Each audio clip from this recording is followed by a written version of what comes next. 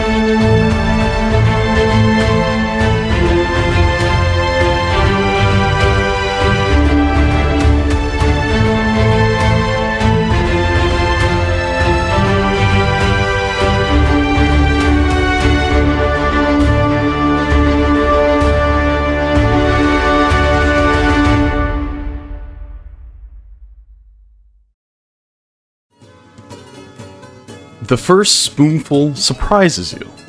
Warmth spreads through your mouth. Not a burning heat, but a mellow, comforting ember that settles low and deep.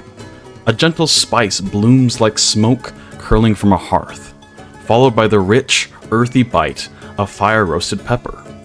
It lingers just enough to remind you it's there, not overwhelming, just present.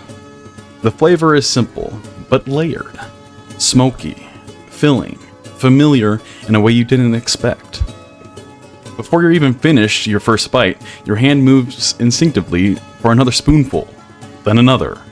No, it's not the finest meal you've ever had, but right now in this moment, with the Glimmerwake rocking gently on the rain-slicked dunes and the steady patter of Tideswell rain drumming on the hull overhead, it's exactly what you need. Warm, cozy, right. And then a bell rings overhead, breaking the silence, as Truck's voice calls out, "Stew's ready! Get it while it's hot!" Almost immediately, footsteps thud and boots splash as the crew stumbles down the stairs, eager and hungry. They crowd into the ember-lit mess hall here, faces lit with anticipation as bowls are quickly filled and hands reach for bread. Moments later, Argon arrives, a soft steam rising from the bowl in his hands as he sits beside you, settling in with the easy weight of someone used to travel. I see Trucks welcomed you aboard. He always makes this stew for the first timers.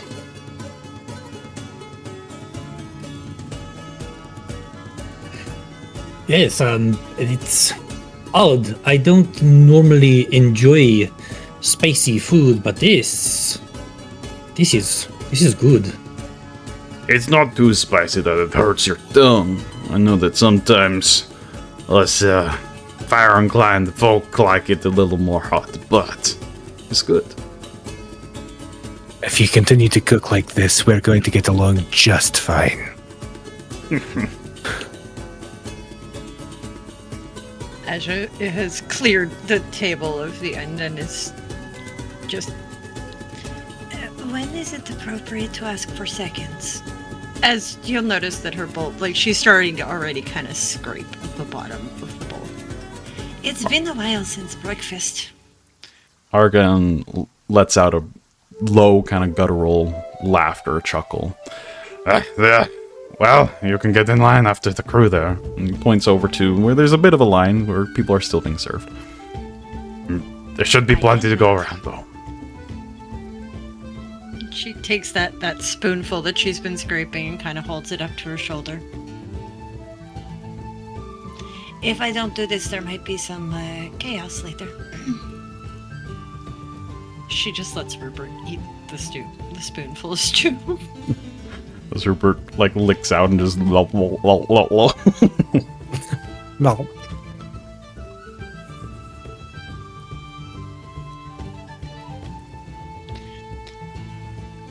Well, So I have a question for you. Do you have an extra map of some sort that we found something in the research that I was doing that I want to start looking at landmarks. I don't know if those are... I've never owned a map, so I don't know if maps have, like, landmarks on them. I know that the desert, as I've learned, shifts a lot, much That like it where I am does. from. But I know back at my house it would not be very easy to put landmarks on, because where I come from also shifts every year. But Yes, maybe there is one... elemental seasons definitely have quite the toll on the world. But we have a more generic map. I don't know if it will have details like specific landmarks. If I'm very careful, maybe with pencil, can I make little marks of where the landmarks that we research would be? I don't see why not. Excellent. And she looks over and sees that the line is a little short. Okay, I won't look like too much of a glutton now. And she gets up and walks off with her bowl and joins the end of the line.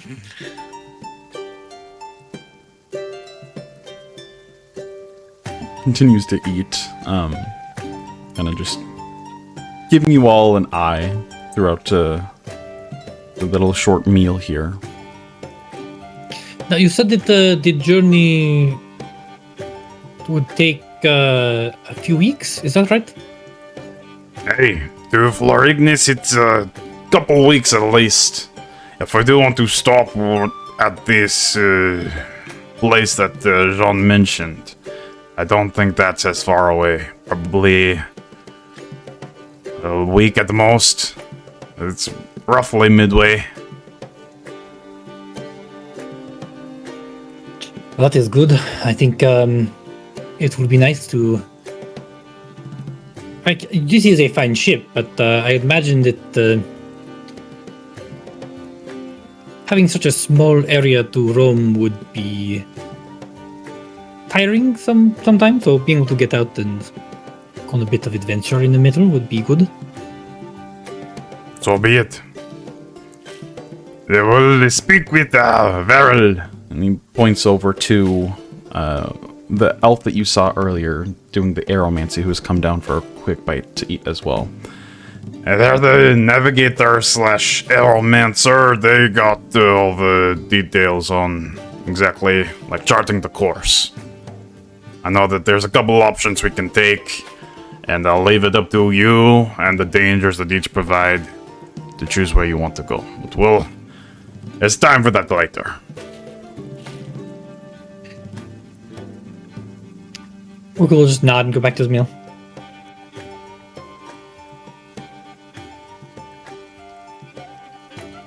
Asja returns with a second helping of stew, as the Argon kind of just gives you all a nod and finishes his bowl before standing up and Well, I best be getting back to some of my responsibilities, but I'm sure there'll be time more for us to acquaint further. With that, he sets to depart. Little table here. To clarify, DM, Argon is the one that said that he wanted to talk to me because he sensed a story there, right?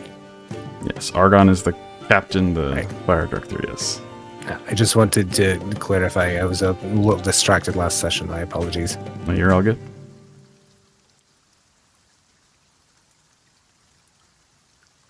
So as he turns to leave, you'll be like, I believe I owe you a conversation later as well, so...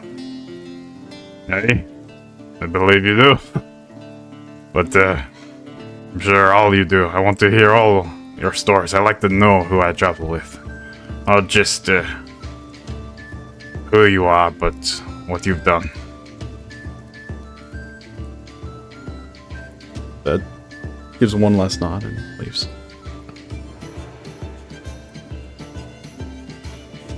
The rest of the crew continues to bustle through here, and some of them eat very, very quickly, very ecstatically enjoying the meal, but then returning very quickly to their other responsibilities on board here, whether that be helping with the rigging or patching different scrapes and gruffs that the ship garners throughout the voyage. You have a moment here as the four of you now are just sitting there with the kind of raucous mess hall here of the Glimmerwake.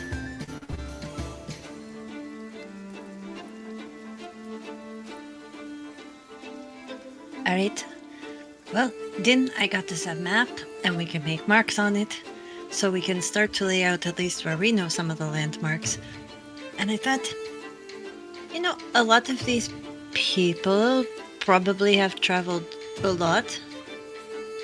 Maybe they would know of other landmarks that we don't know of yet. Maybe they've seen things and they could make marks on the map as well.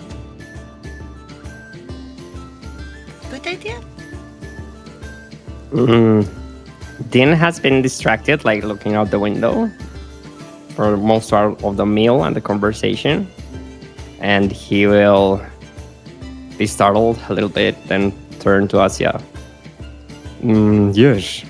Hey. Sure. Or if you want to continue watching the cloud, the sky go by, I mean, are you okay? Yes, I'm fine. It's just thinking about home. I had a conversation with Brisa yesterday, and I guess made me think about, Kertas. I've been away for quite a while, and just moving further away, it seems, but for now I think it would be a good idea to start charting our course. Probably a good idea, because while the sands may shift, the landmarks seem to stay the same. So? We also have the stars. And, well, even though we might give them different names, I know them quite well. We should be able to find at least some sort of guidance. Sounds good to me, but we can start working on that at some point. But until then, maybe we need to get you a little distracted. So what do you think we could... I know, I have not heard you play your instrument yet. Did Euan tell you about the instrument? I saw you carrying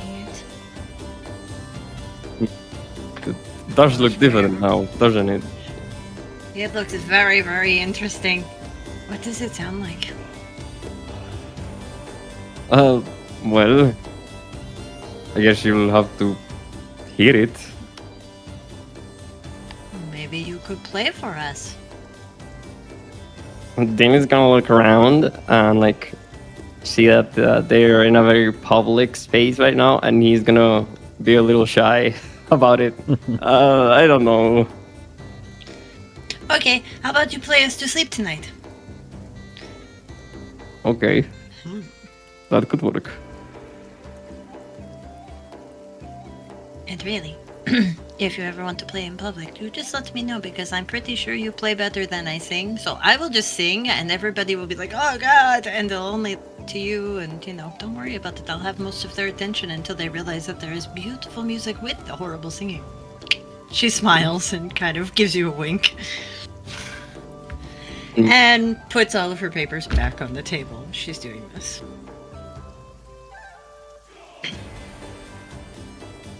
I heard you like this too. You can have, you know, I think there's still like half of my bowl left. Do you want it? A hand just reaches out and slides. I didn't want to ask for thirds, but even though it's not the same spicy as what I'm used to, it's really good.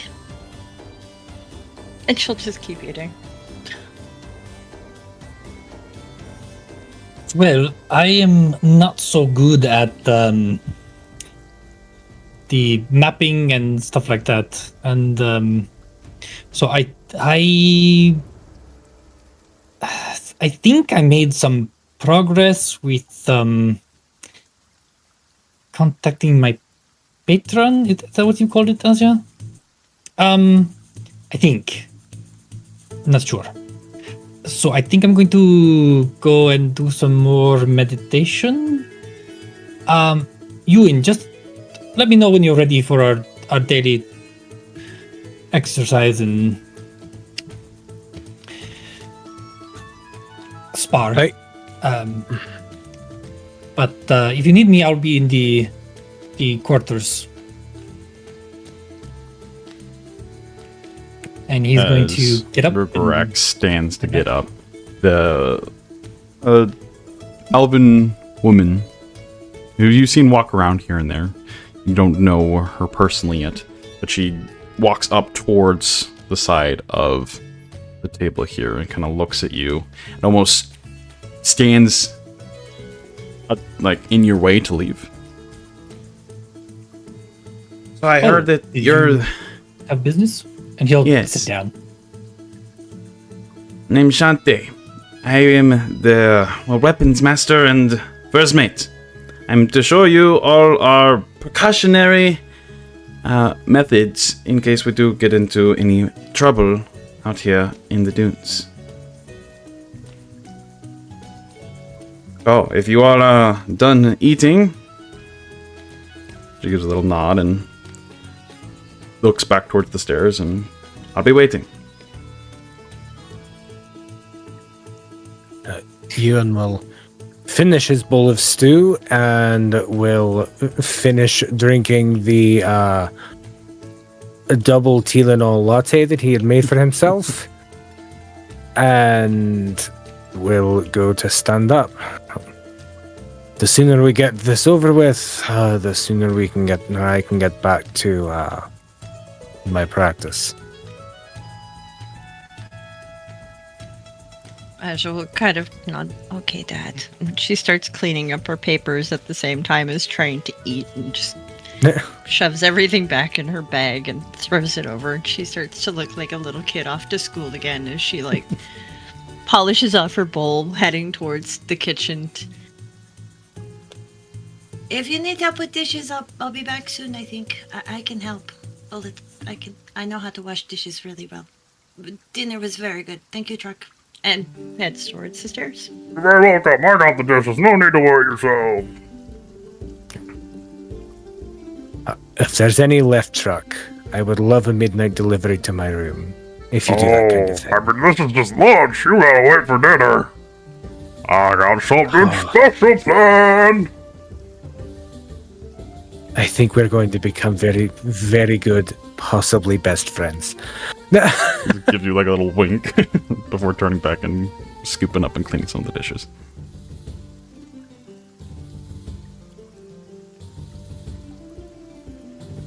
As you all then kind of gather your wits about you, meet this elven woman over by the staircase back up to the top of the top deck there.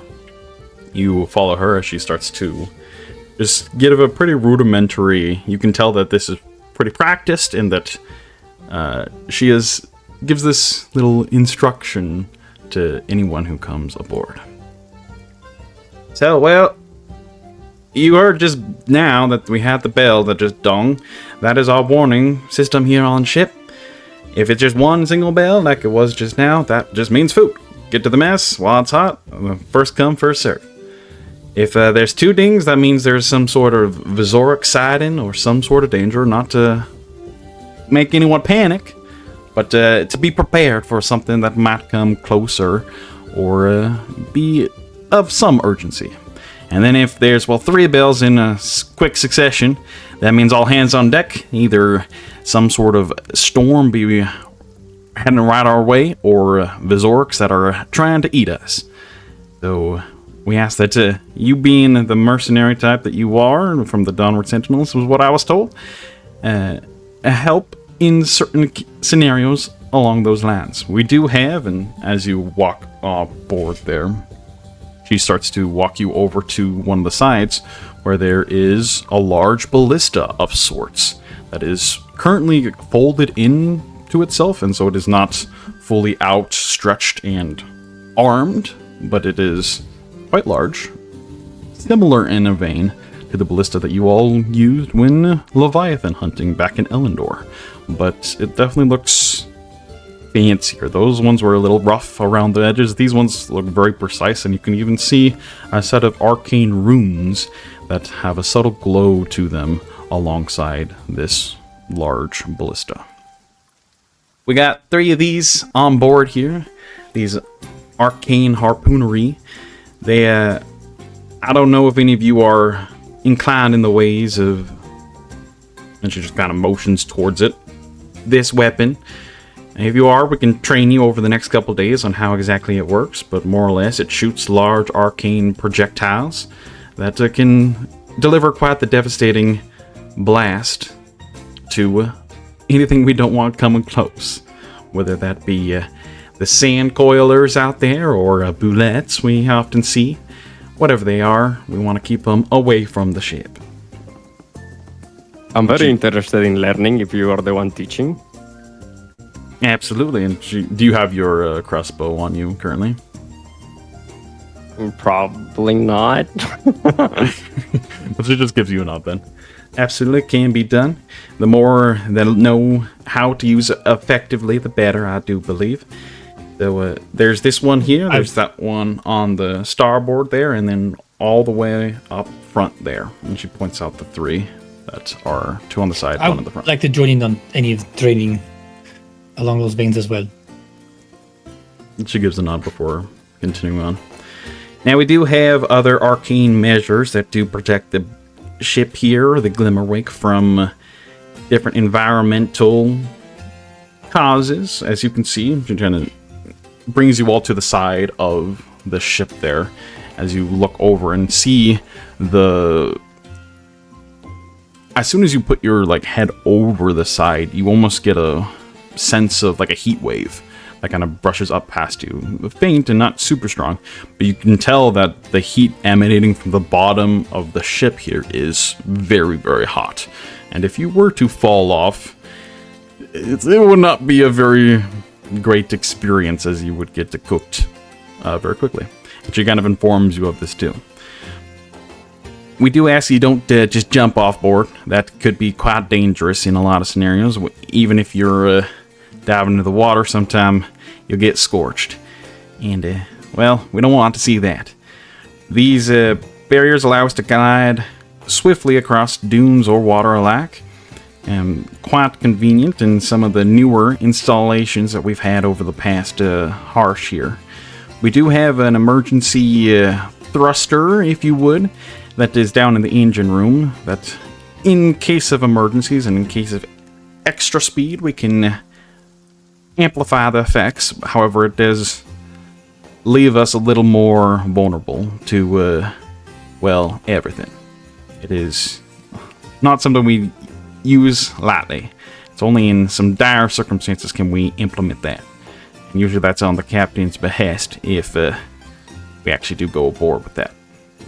Other than those, we do have, and she points to, now that you're kind of looking over the side, there's some more arcane runes etched into the actual hull of the craft here.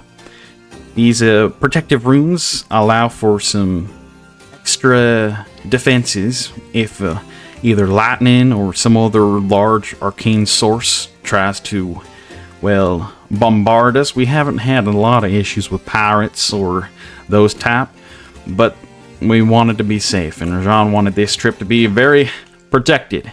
We have some valuable cargo below, as well as, well, you all are to understand that you all are quite the individuals as well.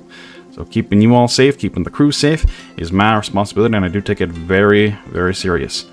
If you have any issues along those lines, please do come to me or the Argon over there, and we can help you wherever you need.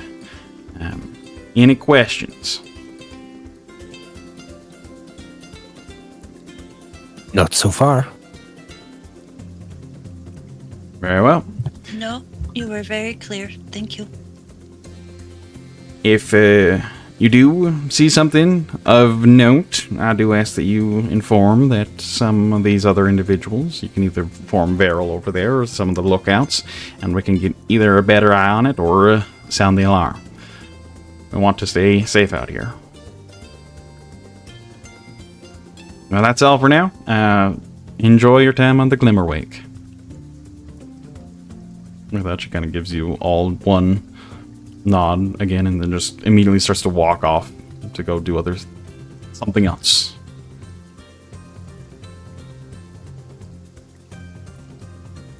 As you all feel the patter of rain along your heads. Actually, no, you have the stones, so Nope. you just see the rain that kind of dots your vision slightly as it splashes across this invisible barrier of sorts. Kind of odd, but yeah, at least you're not wet. Euan's socks dry for now. For now, Euan is a kind of happy Drakthir, for once. The time of day is still relatively early in the morning. It's kind of hard to tell. I mean, you can't see. There's quite a bit of cloud cover still, and so there's not any open sky access. But there is still a little bit of light that does diffuse from Alamore above that illuminates the surrounding area to a degree. So you can tell that it's not quite even midday. It's a little before midday even. You have a few hours to do what you would like to do. Because he's going to kind of look out at the sky and just thinking back on some of his experiences, and just kind of a random thought will pop into his head, and he'll kind of turn to the rest of the party. You know, I'm just kind of curious if anyone here knows how stormbirds are, well, made into mail carriers.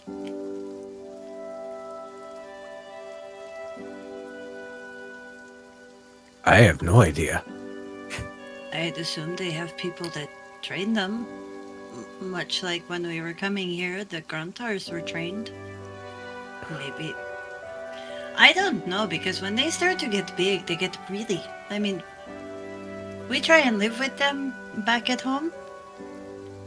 And they're okay until a certain size, and then they're a problem. So, yeah, that is a good question, isn't it? I was just, but didn't you live up in the sky? Do you know how they train them? Do I know? Go ahead and roll a nature check. Nature? Okay. Yeah. I think it's very natural. I told you. All natural. 18. Well, you yourself have not trained stormbirds before. You know roughly of the process that goes into it, and more or less they're domesticated from birth, and they have different coops and avian places where they raise and train these stormbirds from birth, and most of them do get euthanized or killed once they do grow to a certain age, as they do get more violent the larger they grow.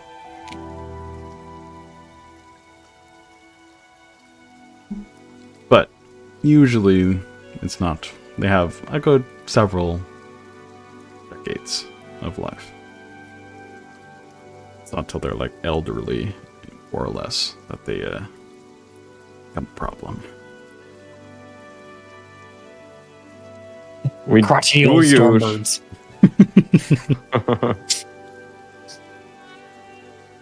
well, we do use them as messengers, and they're trained from birth. And when they get too big, we just use them for other things, like their feathers.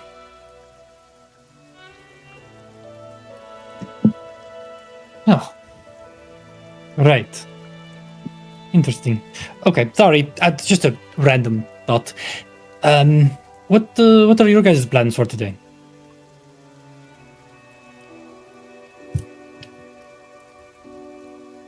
I was going to get the map, and then I was going to mark things on the map and maybe try and talk to. She points at the navigator. Yeah, I forget their name. The Arrowmans are the navigator, and see I if think they it was have- Veru or something like that. Good to know. But I was going to talk to them and see if they knew about maybe any other landmarks. Maybe some of these lookout people would know something. I don't know. But well, until we get to the next place with many books or knowledge or something, I'm kind of at a dead end on studying. You know, that new thing.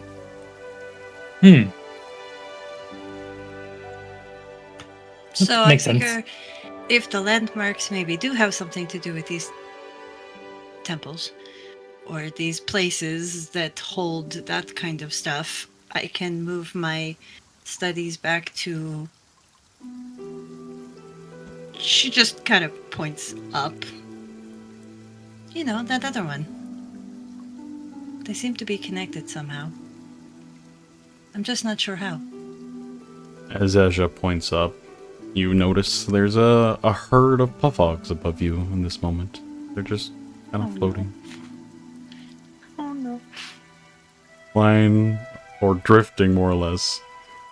Flying for puffog is a very loose term. With the wind. As you can faintly hear the rain kind of bounce off them. It sends like little vibrations through the air.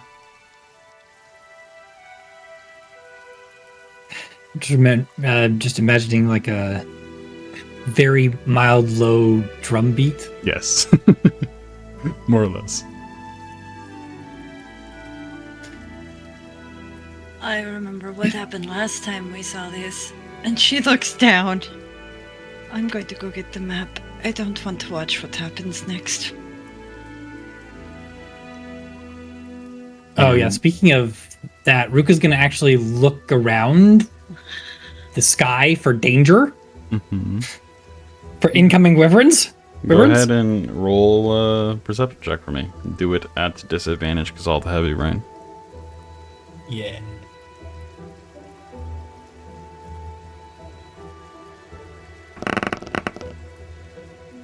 That's a 13. Which is not bad. You take a moment and you look around, taking in your surroundings, and you do see the puffogs above you. You see other creatures well off in the distance, the shapes that are too far away to really make out. Nothing that evokes the terror that the wyvern did, however. And you sit there for a couple moments and you watch as the puffogs continue to drift. You watch as the large manta of sorts that is more or less ethereal in form. It's a very faint outline of it.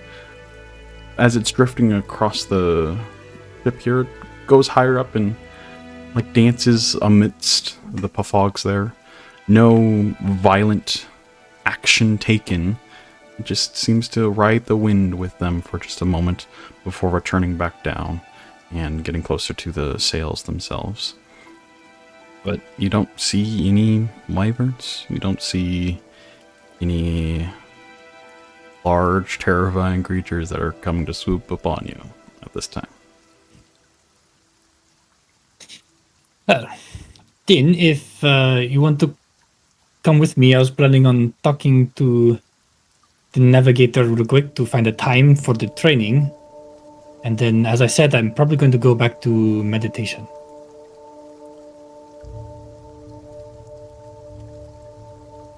I'm not sure what you need me for, but I'll come with you. Well, I just thought you'd want to know, as I do, what time she's planning on doing this training. Okay, for the ballista, I see. But- Yeah, why not? Yes. If you don't want to come with me, I can just tell you later, but anyway, that's where I'm headed off. The two of you head towards the Shante, the elven woman that you just were communicating with, yeah? The navigator is Veril, the Aeromancer. Oh, Shante. She is both the arms master and first mate, more or less is what she told you. But you can see she's got a bit of a notebook and she's making down some annotations, but actually making sure the other crew members are doing their work as well as you walk over to her. And can I help you? Oh, just a quick question. What time did you want to do the training on the arms fire? For those, yes. We can either do it today, tomorrow, whenever you like to start. If you want to do it as soon as possible, you can give me an hour or two to make sure everything's in proper order right after takeoff here, and we should be good to go.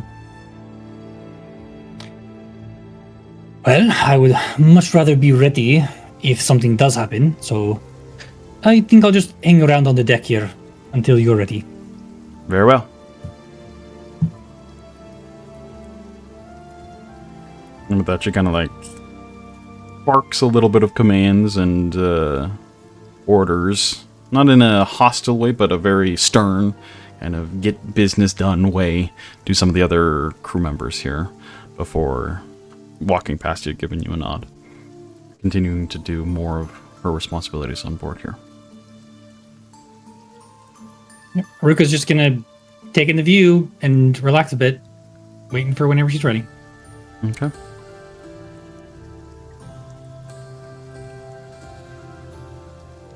Euan, is there anything in particular you would like to do as you break off, or this Din and Rhukkarrak break off from the two of you?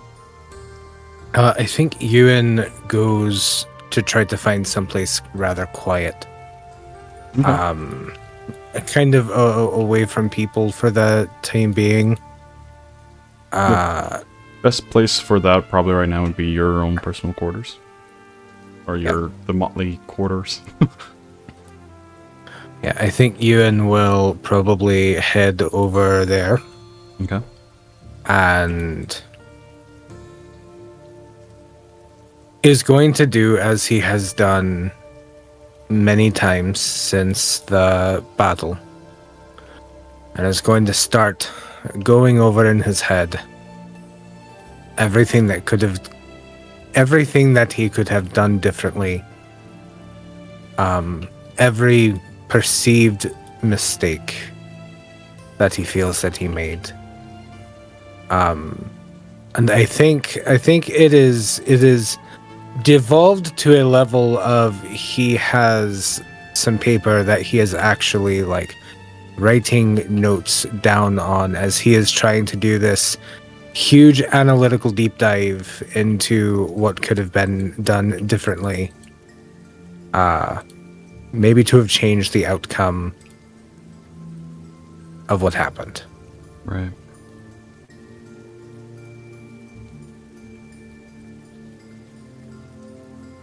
Okay. So as Euan ponders the past and how he can use that to make sure it does not repeat itself. Asja, what were you doing in this moment?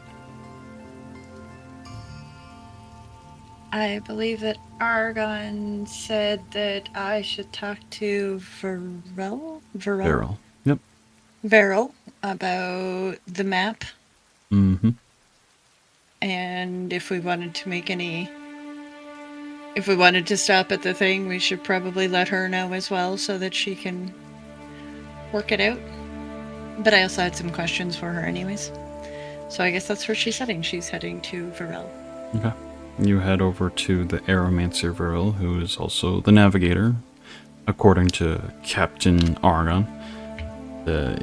He is a male elf, looks very carefree as he's more or less dancing in these very lithe, smooth, almost Tai Chi-like movements, like dancing with the wind as the creature swirls up and around close to him every once in a while, continues to drift up. You can feel the breeze as you get closer, stronger near him. It billows the sails and allows the Glimmerwake to continue at this quite quick pace. As you get closer, and to the point where he notices that you're approaching him, kind of stops for a moment, and recenters himself. Can I help you? Argon said that you are the navigator? Yes. Well, at least the wind is. Two things, but now it's three things. First thing, important thing. You have maybe a map that I could take to make some marks on? Yes, I do have a map. Rummages through a pocket and brings out a map and kind of unfolds it a little bit, trying to shield some of it from the rain. And kind of looks eyes towards you and seeing the bubble around you with no rain. That's fascinating. Here, and hands you out kind of a damp map. And it's a relatively basic map of the lower portion of Arothar here, primarily encompassing the shifting sand sea. And it has some notable landmarks marked out, like Valtari and Florignis and Elendor back down south there. But there's not a whole lot of details on this map. It's pretty vague. Thank you. I will try to make copy and return your copy. Number two, we were told that if we wanted to go to the place that Juan wanted us to go and explore, we were to tell you, and we would like to go there. Okay. I believe, yes, we'll have a discussion with Argon and potentially Shantae over there. Kind of waves as she passes. She gives him a nod. I believe that will happen in an hour, 2, 3, sometime later tonight, as we discuss it. I didn't want there to be too many surprises. That's all. I appreciate it. And Regardless, 3. it's going to be a little while to get, even before we'd have to branch off. We're just heading towards that direction, anyways. Okay. 3. Probably the easiest one for you to answer. Who is your friend? What is that? Oh, I've never seen one of... her name is Zeph. I'm not exactly sure what she is. We've been together now for many, many years. I found her in the southern seas on an expedition trip from Elendor. But she's special. And he looks up with, like, just a gaze of wonder and amazement. She is very beautiful. Yes. It helps me, well, feel and guide the wind as it guides us. So, she is kind of like my Rupert to you. As Rupert kind of pokes his head out and just like looks up at it. I suppose.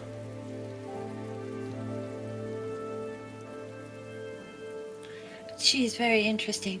I just was very curious, but I should not disrupt you for too long. I can ask you another time, maybe when you have time, more questions about Zeph.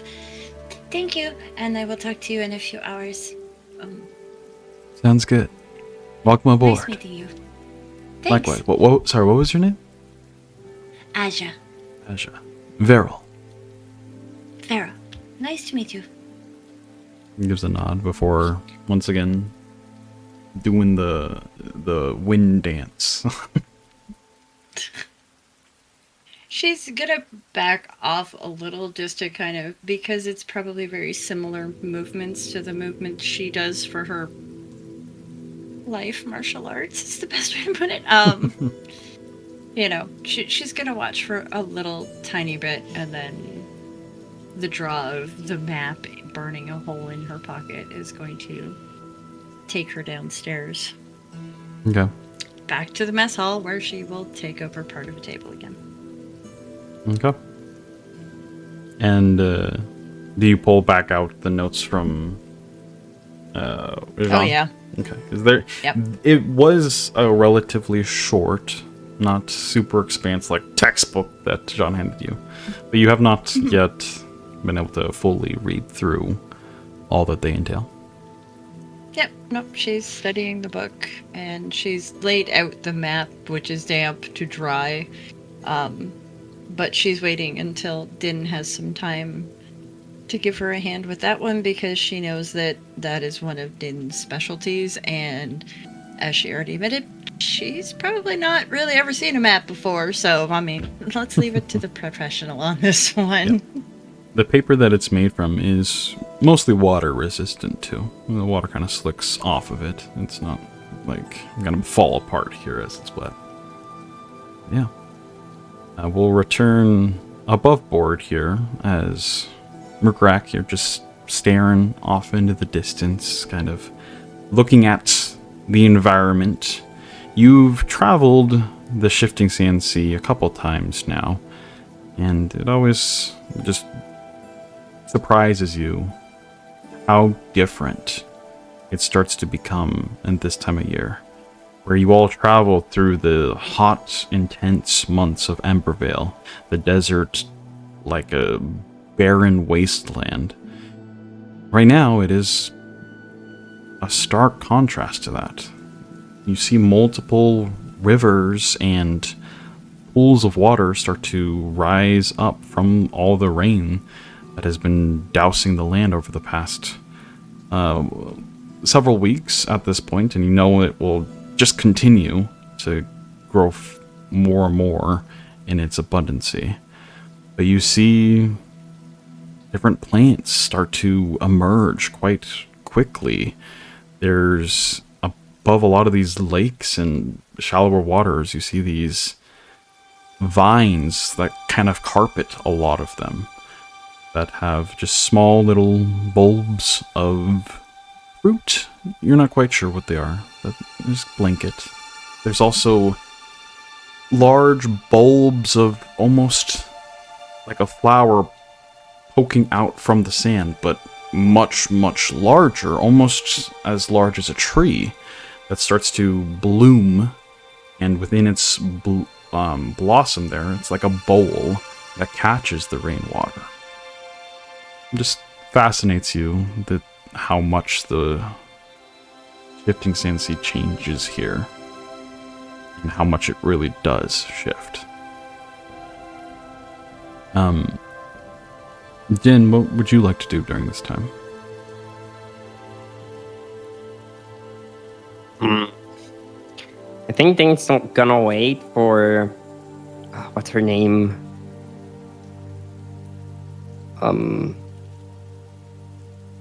Shantae. Shantae? Yes, sorry. Okay. You're good. New NPC who Yeah. it is. Exactly. And like if she's taking long, Din will grab his crossbow from below deck, and I guess if he sees Asja with the map, he'll just like join her at the table. Okay. So I say you sit there kind of with Rhukkarrak just waiting for a moment and hearing out and seeing this as well. And just embracing the atmosphere here. You always did call out to a more primal, your water element affinity with the rain and everything here. I'd say as the two of you are looking across the expanse that is still endless, it's daunting at just how far it goes. You can still see the faint outline now that grows further and further away of Valtari in the distance, the large butte that makes up the base that Valtari is built upon. But even that is pretty quickly fading into the horizon. But among them you do see smaller rock formations that do make up these more permanent landmarks of the Sandsea. And amidst them you see wildlife as well. You watch out one moment where this large eel-like creature jumps from a nearby pool of water and starts to almost glide within the air as it shimmers very beautifully as its scales reflect the droplets of water in a very serene way as it kind of just drifts and almost swims through the air for a time before diving back into the sand/water once again. But eventually you do return back under below deck. You do see Asja there, who has started to pull out all the notes and annotations and studies that she'd been working on, the things that she was allowed to take from the archives with her. You do see that there is a map among them, so you can reconvene there and look that over.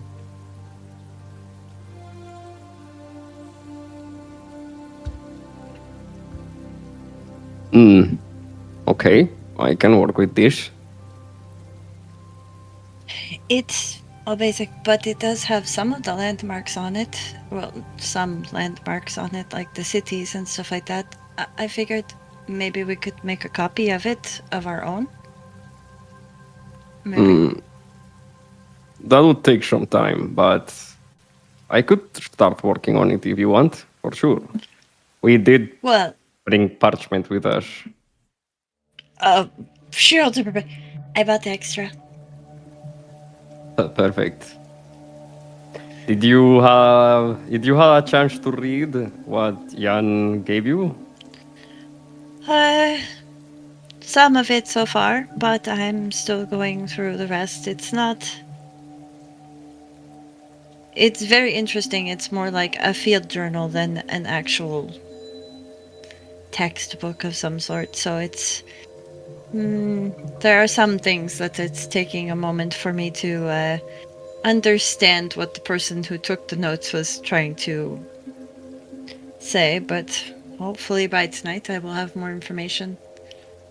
Oh, when I talked to Varel, he said that probably in a few hours or later tonight there will be a meeting, maybe, with himself, Shantae, and Argon to discuss us wanting to go to Yuan's destination that he gave us. Okay. Oh, and his beautiful creature, she's a she, and her name is Zeph, and he doesn't know what she is, but he found her in the South Seas when he was on a long journey expedition from Elendor. If he was Interesting. on a long journey expedition, do you know? Is there more past the sea? I don't mean to sound Past so the simple south? and maybe like a little country girl, but are there more big masses of land like this? Like further Arustar? south? Uh, Yeah, I but don't know. I I've don't never know. heard of anyone going that far, Asja, to be honest. Pharrell has apparently. So I don't. Oh, Hmm. maybe he didn't find land, but he did go far down in the South Sea. So I guess the landmass that I know that's south is the Pyroclast Isles. That's as far south as I know people go, but we should ask if he has gone further. we should. And she drops her voice a little. I think we should also make sure that we get to know the crew and make sure that we keep our eyes on them because I am pretty sure somebody around here has probably been asked to keep their eyes on us.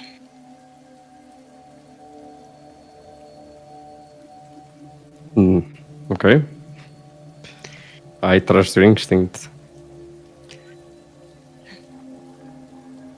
If we have time, I guess we should then get to work on this. I can start making a copy you wanted, and then good luck with, being able to find more information within those things that you got from Jan. I know that if there's anyone who will be able to find anything, it's you. And I'm gonna give Asya a bardic inspiration. Nice. Nice, thank you. You know the only thing I am regretting from the past right now, Din? But I wish we hadn't given that book to Dagon, that diary, the burnt one that we thought, oh, it's burnt, we got all the information. I really wish we hadn't. Just in case there had been more in there. you think something was revealed after what Malric did? Well, now that we have more information on things, I think some of the things that we thought maybe weren't maybe are more important. Do you think if we asked Dagon, he would give us the book back? We probably would, but I think he's in safe hands for now. No, I do we as well. also but don't when... want it to get lost or maybe fall in the wrong hands. We are going north, dangerously so. You don't need to remind me. North, where, as far as I know from what Ruka says, they all get along. Well, get along maybe is a strong word, but I have a feeling that even when we are in the Orklands, we will still see Kazdurum. And after the last time I saw Kazdurum, I'm really hoping I don't have same reaction as last time, or I will be very unpopular elf in the north. She just kind of You're talking to the Cartusi gnome, so guess we're in the same boat.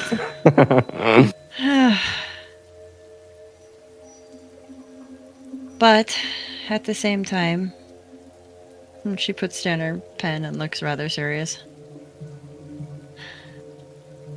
This isn't just affecting the Dominion, the Sunsfire Dominion. It seems to be affecting everyone. And as hard as it will be, there's a good chance we will maybe have to go at least somewhere in to Kazdurum lands to learn what they know. You sure this is affecting everyone, even the Kazdurim?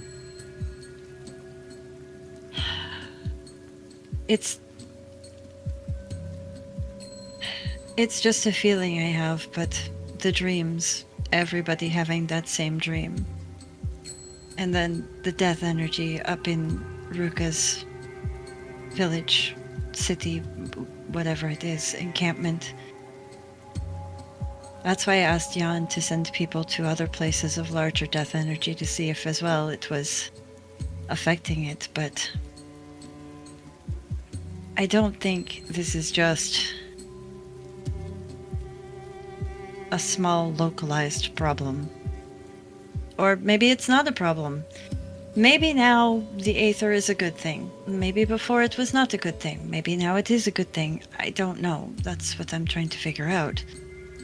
But I do think that it is affecting everyone. If the enemy also knows about it, then you have to wonder about Malric's goal. Did he know that he was going to also give access to the Aether to the enemy? I don't know. So confusing. Whatever happened to Maldorwen when he went to the wastes? I think when he came back, he was not... I think he was already not in the right mind, but I think when he went there, I don't think he was thinking about what benefited who. He was more thinking about just one thing, and that was at least unlocking the knowledge of the Aether. I've been meaning to ask you what happened after, I don't remember. I just remember you pulling me out from those vines and then... You fell down. Euan was down. I assume Rhukkarrak was down because I couldn't see him. I was able to get over to you, and thankfully you had some healing potions on you. I noticed that the creature was attacking life energy more than any other kind, so I switched my energies to match at least a bit more of its own. So I think for at least the time to be able to give you the healing potion and you in the healing potion, it saw me more as a lesser threat because I may have been using death energy to mask myself, whereas Maldorwen was still using life energy, and well, that did not make that creature very happy, and so it attacked him. So I got the both of you up, and just as I was about to I don't know, take my last hit, that's when the Sunblades were able to come in. In essence, the Sunblades saved our lives, because I had maybe one hit left. Maybe.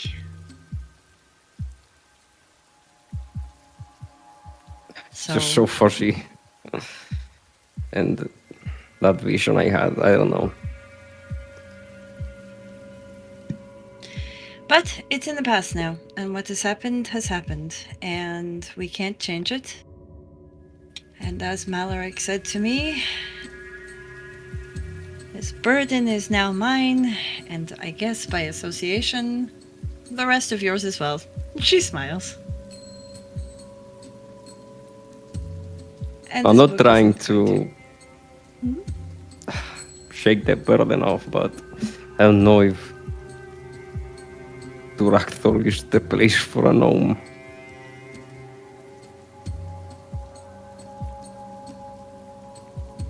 Well, what is your choice then? I don't know. I understand if you don't want to follow there, but unfortunately I think that we're at least going to have to skirt to get from Floringus.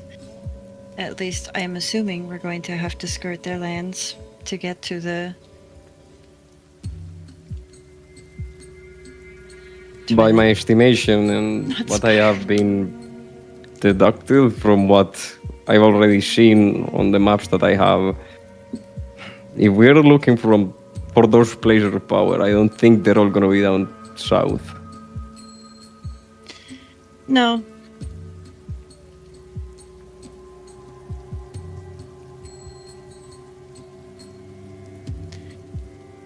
No, I am assuming. Do you think they already found one? I think they have had one for a long time. They had the diary after all. They have to know. I don't think that they just had the dive. The thing is when we talk about they, I don't actually think. I do What? not think that all of the Kazdaram are responsible for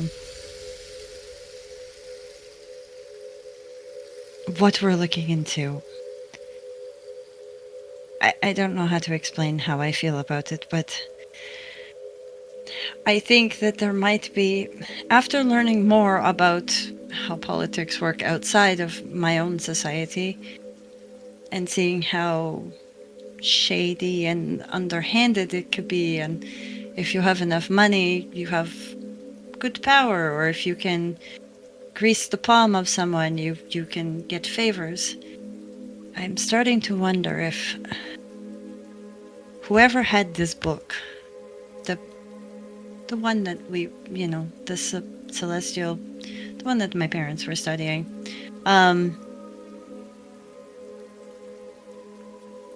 they must have had that knowledge before.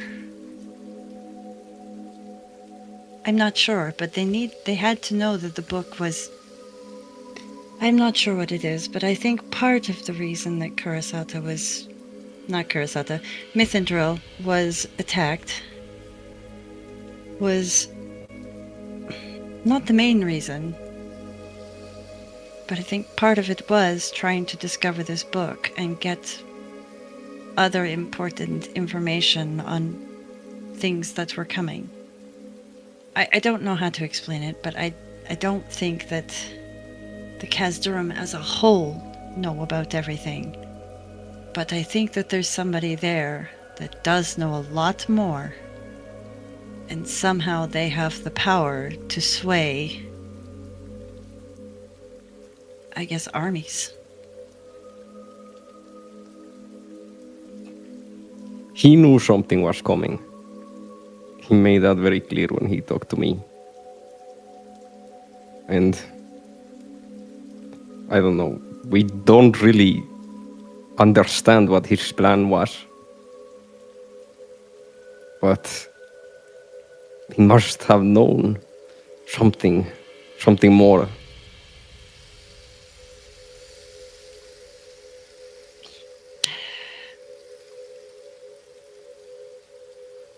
We will never know. Unfortunately,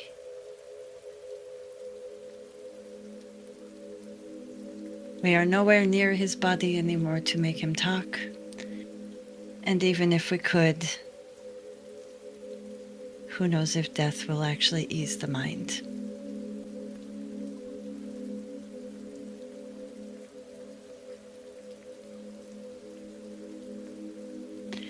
Maybe at some point we will have to go to the wastes ourselves to try and figure out what they were doing. Maybe we can find the person that sent them to the wastes. Who knows? They had to be led there by someone. Maybe we can figure that out as well. But somebody wanted this knowledge unlocked. Unfortunately, those that went, they were just pawns in somebody else's bigger plan. Just like us right now. I at least know where my bigger plan comes from. You're right about something. We need to get to know the crew. I think we do.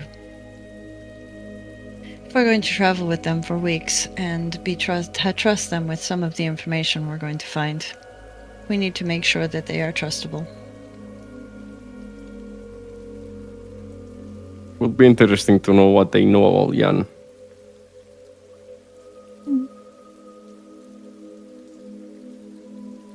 She seems to be getting drawn back into her book now. Kind of at an interesting part. Sorry, give me a moment. And she's just gonna lose herself back into the book, and you see her scribbling notes. She never looks at the paper. The notes just get scribbled all haphazardly all over the paper. And then you'll see her kind of put the book down, and she looks over her notes. And then goes back to the book and continues reading, picking out a new piece of paper, just making dirty notes all over the place.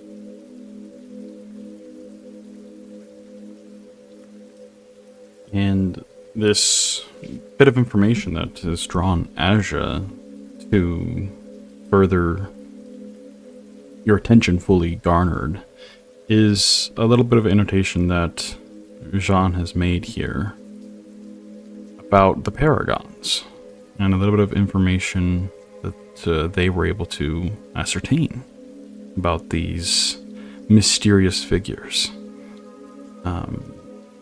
The text here reads more or less that there were 6 of them, and that they were deemed these incredible heroes, warriors. The amount of different verbiage and words used to describe them is quite a lot. But one thing was clear that came from a bit of research was that each one were from very different parts of the world, and each one was a different race. One of each of the 6 races. Including Kazdurum. Kazdurum, yep. Huh. She's gonna go back to her notes that she made of the nursery rhyme. Was there any... If she reads it over again, like the children's story thing, was there anything in that gave hints that these were also 6 of the different races? It does, as you referenced that, it does mention that they were from different corners of the world. But it doesn't say necessarily that they were different races. It doesn't specify that at all within the children's book that you read.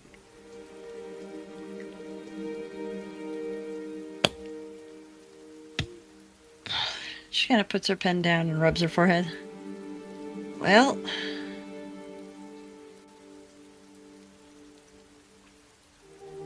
if the math is... if we are these paragons, or we're supposed to be these paragons, or if we're supposed to find these 6 paragons, it looks like we're going to have to look into the Kazdurum anyways, because from the research that Juan was able to do, mixed with the research I was able to do, the 6 paragons, the heroes of greatness, the ones that have stopped these huge cataclysms before. The biggest thing is that they are from all parts of the world, and that each one of them was a different race. Do you think we can see eye to eye with the enemy? You know what? We're going to have to.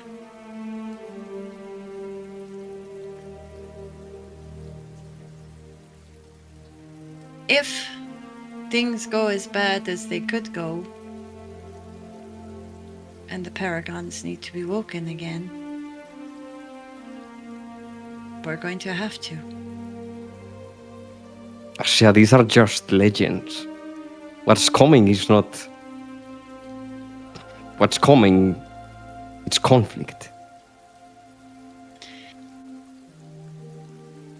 How do you know? When you look at the stars every single night, and you think of the stories of some of the oldest stars up there that you've named as heroes, How do you know that that is the right story?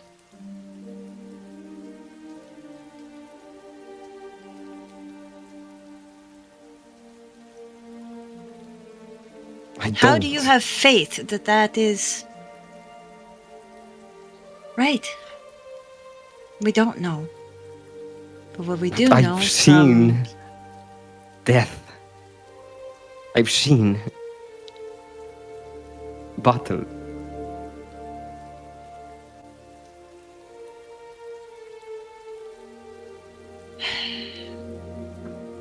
Death You know and it battle better than will anyone. continue.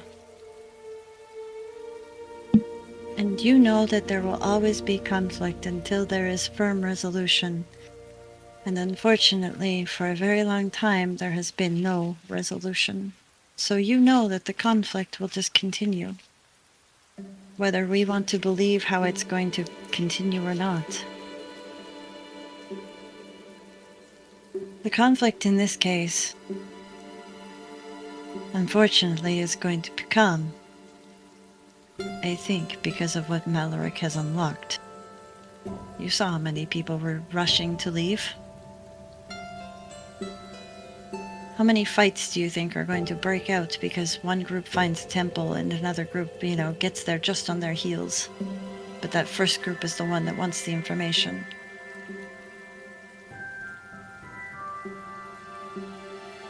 People don't want to share the information. I think I've already been very clear with that. Who do you trust? Who don't you trust? Who wants this information for good and who wants this information for their own means? This is the conflict. And it's going to come with battle, and it's going to come with death. We both know this. But maybe, this time, because we're on top of it, maybe the battle and death won't be the destruction of full cities or entire wastelands. Maybe we get to be the heroes that stop it this time. Wouldn't that be nice? A little break? It's a tiny break. I hope you're right. But ever since we left, all I can think about is those poor Khazad-dûrin bastards and how things went in Elendor. And aren't we just doing the same thing? That's what I'm thinking.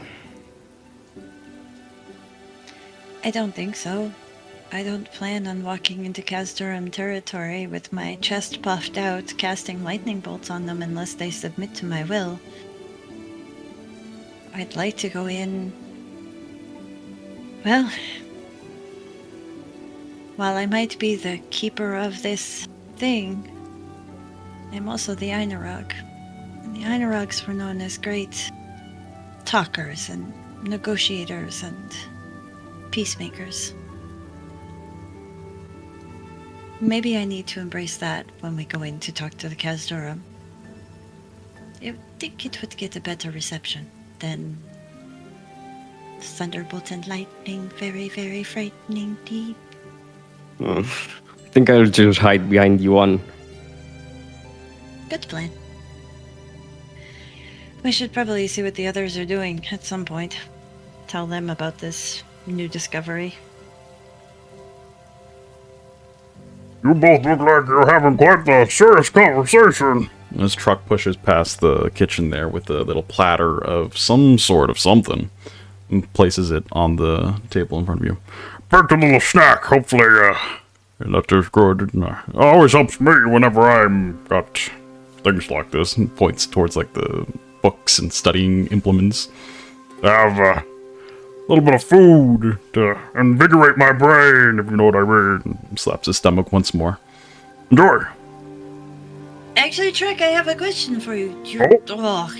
This snack is perfect. Thank you. It's very good. Your culture, your people, do you have any stories about, I don't know, 6 heroes that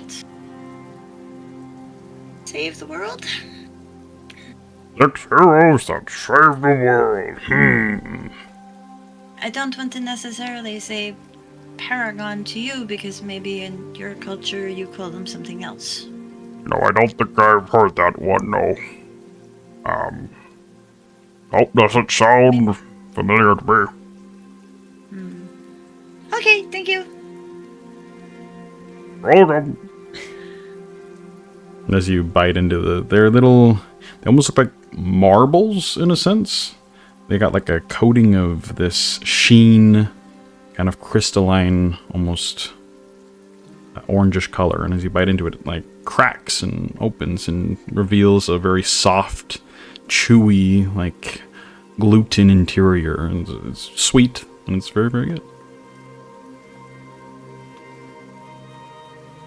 I could get to be very good friends with Truck. His cooking is amazing. Well, I should get back to studying this book then. Figure out what our fate might or might not be. Remember, I completely understand if you don't want to come. Please don't feel like you have to. We will always be back, and you can rejoin us then. You just seem to be very reluctant, and I don't want you to do something that maybe you don't feel comfortable enough doing. I don't want to put you in danger by putting you in that situation. It's never my intention. I don't want to let any of you down. You won't. There's lots you could be doing down in the south that we can't be doing right now. Trust me, I have. She opens a notebook and there is like a double-page list. A whole list of things that, you know, if you returned back down there, I could get you to look into. Closes the book.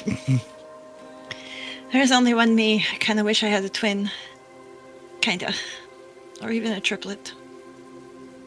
I've heard of some races that can have more than, you know, like 3 or 4 children. I would really like to have that many siblings to be able to, you know, spread myself around right now. I have a brother, and I don't think he's up there. Up north, I mean. That's true. I don't know, Asja, but thanks. Here, have some orange marbles. They're really good. Okay, I'll try one. Right. As Ejendin kind of wrap up the conversation there, we'll pull away from them. When you've been sitting in the rooms now for a good half an hour or so, going over everything for the 100th time, just thinking of different ways that you could potentially get faster or better at your different stances. But next time something does come up, they'll be ready. Is there anything else you would like to do in this time?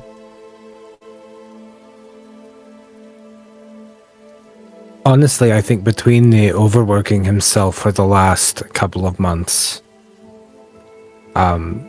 and the weight of the guilt that he is carrying and how that can affect mental health, I honestly think he probably sat there for about 15 minutes charting these things out and then probably fell asleep at the desk. He will wake up with a bit of a start and look around. He hadn't really realized that he'd fallen asleep. Swear quickly in Sindarian as he stands up, moving just a little too quickly, and his hip catches and he kind of winces and stops for a moment, holding onto his hip. And there's a weird, almost protectiveness, where he's almost looking around to see if anyone saw him in yet another moment of what he is perceiving now as weakness, as his mental health is failing.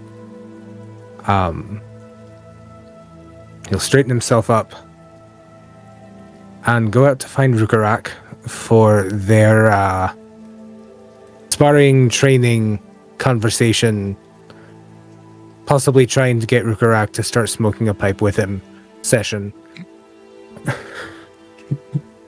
Okay. Easy enough to do.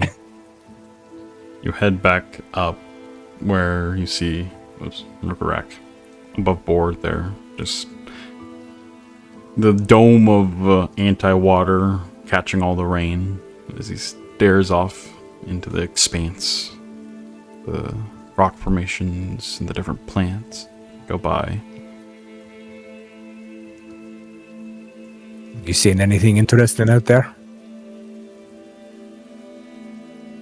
Your presence will kind of startle him as he was lost in thought a little bit. Oh, Euan, no, nothing particular note.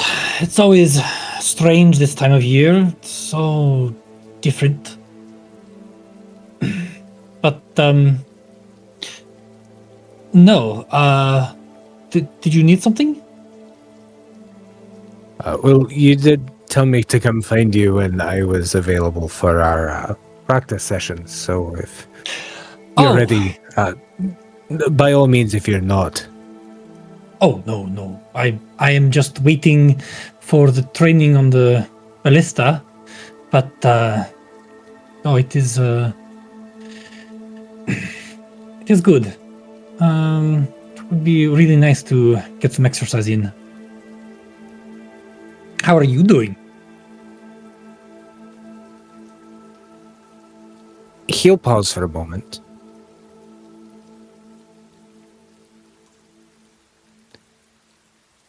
As well as I can be. I'm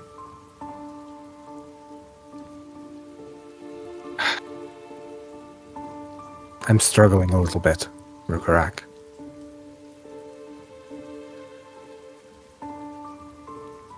Concern will go across his face. Struggling with what?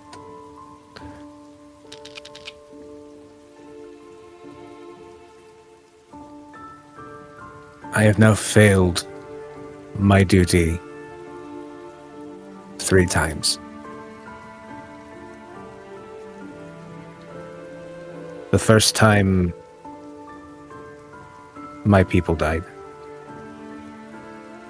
And the second 2 times, all of you were severely injured or killed.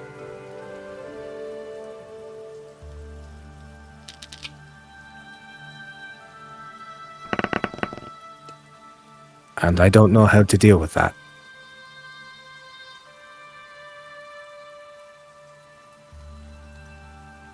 I don't know why I did that 3 times, but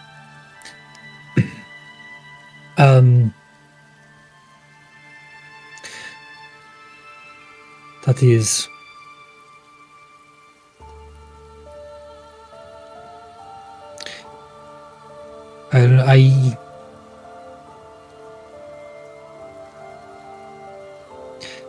I have never had a duty as weighty as yours. But as we came together as a group, I saw myself as a great warrior, somewhat of a protector, but a protector through destroying our opponents, and well, you know how a lot of that has gone.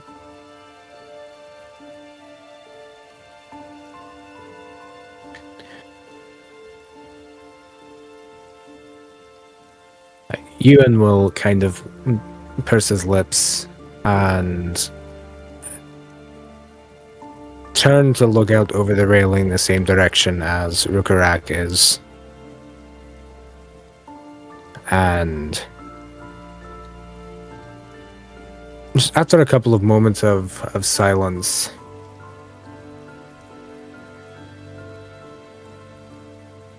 I know you said that when I was ready to talk, that you would be there to listen. And I appreciate that. I'm sorry to have sprung this on you, but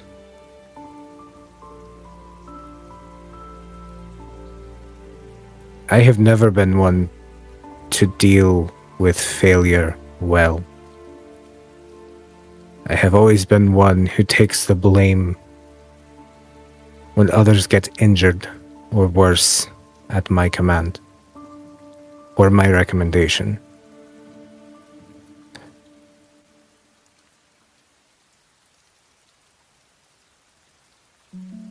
It was a very bitter thing for me when we sent our scouts out after the Khazdurim before the Mithril incident, because it was at my request, and the captain told me not to blame myself, and I have gotten a lot better with self-blame. But these last two instances especially, people got injured because I was unable to stay standing. And at the risk of sounding cliche, I need to get stronger so that doesn't happen again.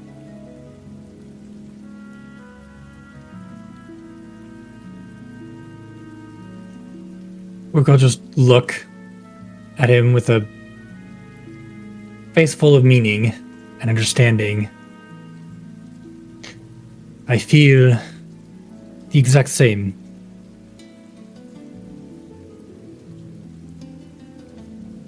I have been so naive to my weakness. I know it is not exactly the same. You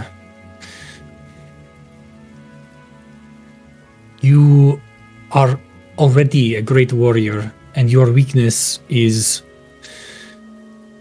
quite evident as he kind of looks at your scars and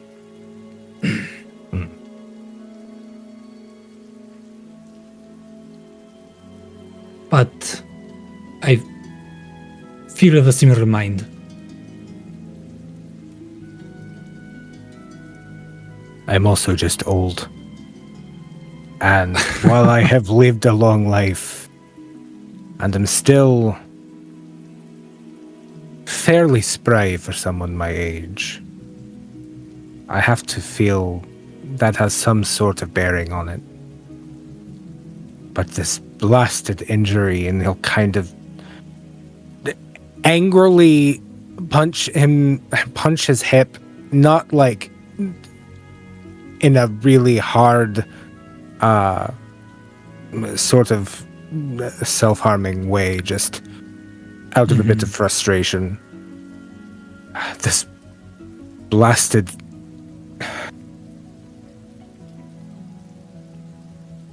I spent so long not needing to take care of it.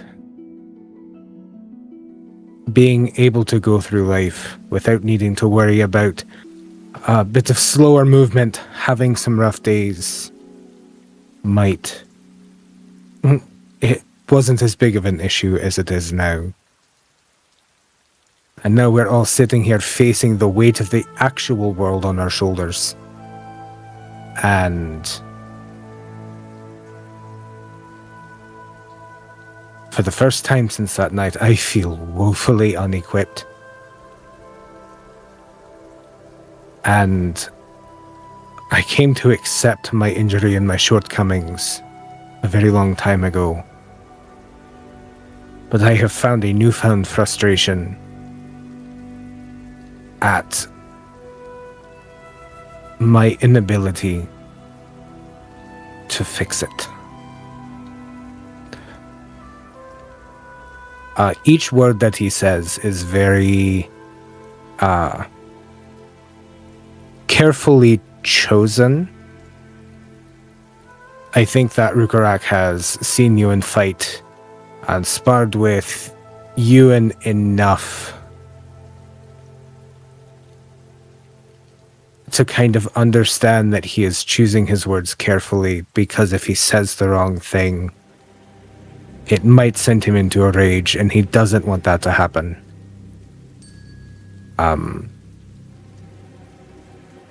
And I feel that he would understand that Euan's pain is much deeper than this kind of light opening up that he is doing right now.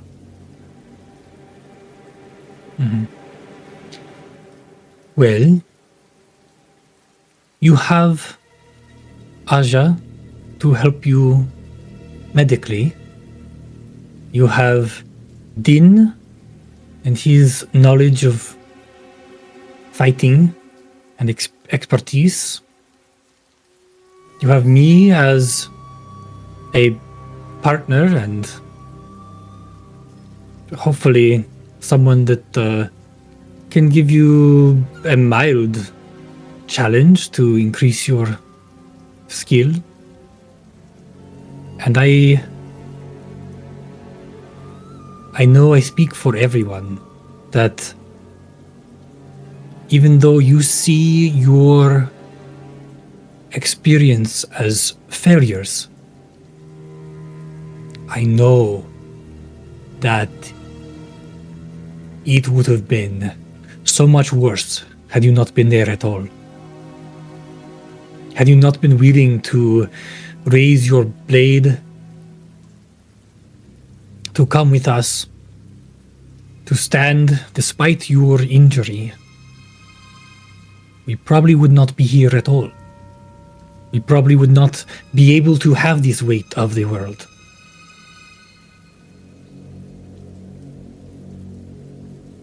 And, well, this frustration can be good to push us to improve and become better. Don't carry it alone.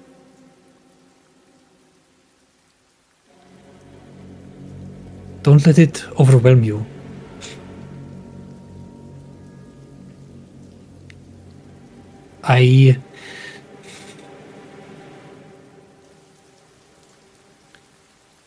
And like, as he's talking,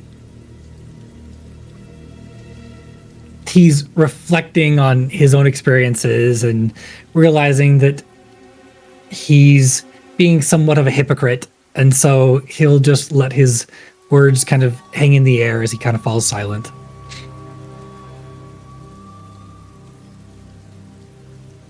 Euan is a little bit oblivious to that, as he's also in his own mind at the time. But will also turn to look down at Rhukkarrak. Down to Rhukkarrak, not down at. That's derogatory, and that's not what he's doing. He's just like 3 feet taller than Rhukkarrak is all.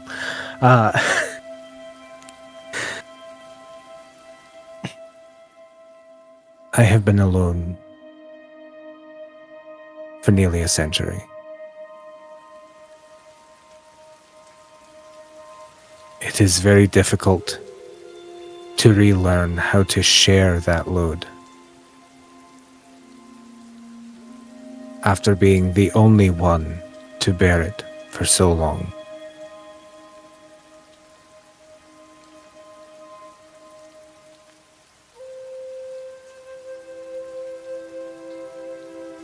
Well, I can't say I have a lot of experience. I have not have as much time in life as most everyone else in the party. But maybe we can discover this together.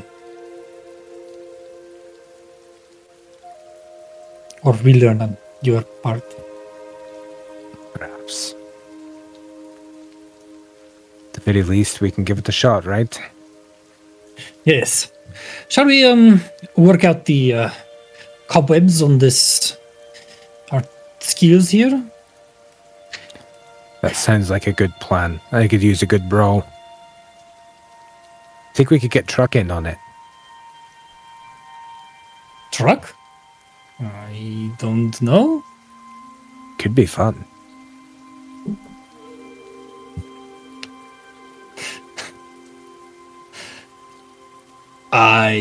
If you want to go ask, we can.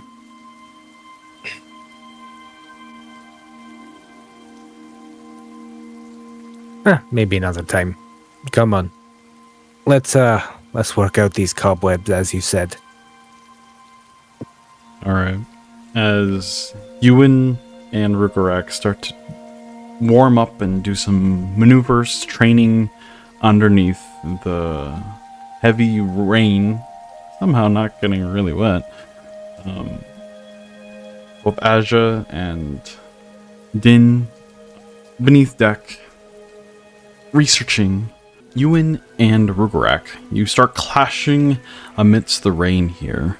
You get into it quite a bit, and you do feel a little bit of sweat trickle down yourself. The barrier of water does not interact with your sweat at all. It's not like it repels that as well. So even though you are repelled from the moisture above, the moisture within still gets to you. We'll return back underneath the deck as both Asja and Din continue to study. As Asja, you come across another little bit. You referenced all the notes that you had about the paragons and could confirm that what Juan had found as well does make sense, and that it is a bit more information than you had before. Nothing super dire, but it's interesting that they were all of different races. I mean, you wonder exactly how or why it was that way. But continue on researching the notes and looking into what Juan had compiled here. Most of it is, once again, stuff that, with easy access to what you had studied over the past several months in Valtari, it's more or less stuff you already know. But there are little tidbits here and there that do kind of pique your interest a little bit more. One of these examples is how Aether is referred to in many different ways as the seventh element in some aspects, in some ancient tomes that Juan references.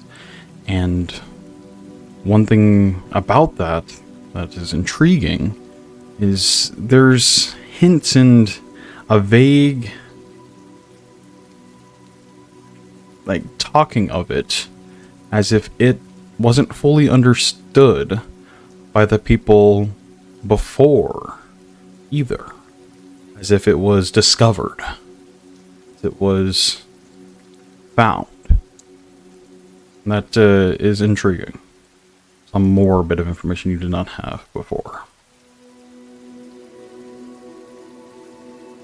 Okay.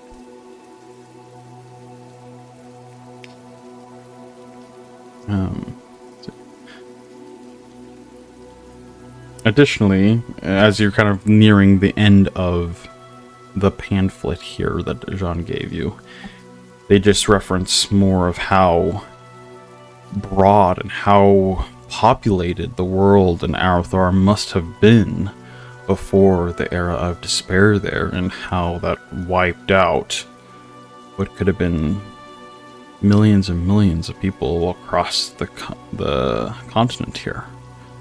And how this information, now that it is reinvigorated back into the world and revealed to the world, it very well could be anywhere and everywhere. And he points, and they point a little bit of, like, the Spire Point is what they've named it, the place that you were considering on traveling. And how that place was some sort of ancient ruin. That they think that more information can be found there. But to also keep your eyes open, as they're sure information can be found just about anywhere.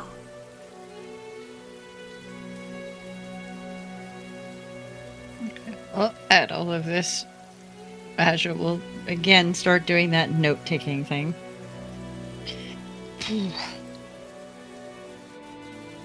Well, I think I found some more, but I think I'm going to go and get the others. I think that they should probably be filled in on what I've just found. I'll come with you. All right. And she packs up all of her stuff and puts it in her bag and throws her bag on. It's be nice when we can fully trust people and I don't have to carry this around all the time. Let's go.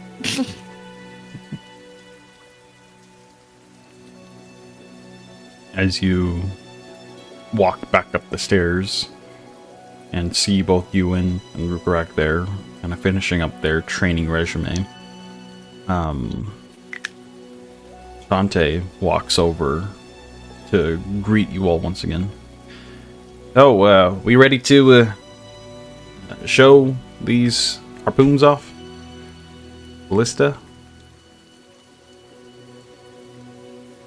I'm ready.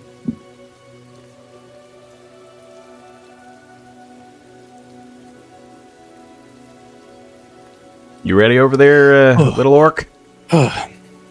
Yes. I am. Oh, yes. I'm ready. Very well. If the two of you, kind of motioning towards Euan and Asja, want to join as well, I mean, it wouldn't hurt for you to know at least how they work in case of emergency and if you're the only one that could man it.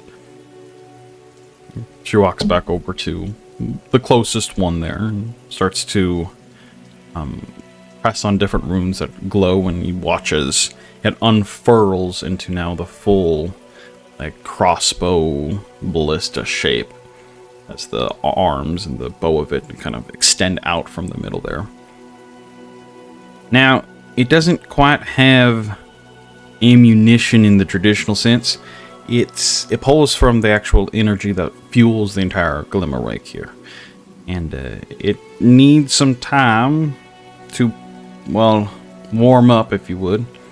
And she starts to show you a little bit of some of the mechanisms and how to activate it. And there's a couple different options. You can either, once it is ready to go, either fire a burst shot, which does a big cone, good for if there's a bunch of small creatures, or there's a singular shot that does a lot of heavy payload to just a singular target. Now, she like rotates it and turns it with her arms as it does shift on an axis there. It's a little hard to aim. It is quite the bulky thing, but takes a bit of moment. And you aim first, and then you, fire, whether the blast or the cone. And hopefully, you won't even need to use these things, but yet again, you want to be prepared. There is a command word that you say when you're firing. Here, let me... And she recloses the system as the arcane runes that have started to light up as it was warming up start to dull, and a little bit of a like depowering sound is made that recondenses. There we go. Worship as if. Ignis is the word. That is what you say, and it will, as long as it's ready to go, it'll fire off. We could probably have you all train and at least practice your aiming. If you want to do that right now, we could do that, or even we have a couple days. I've heard, so up to you.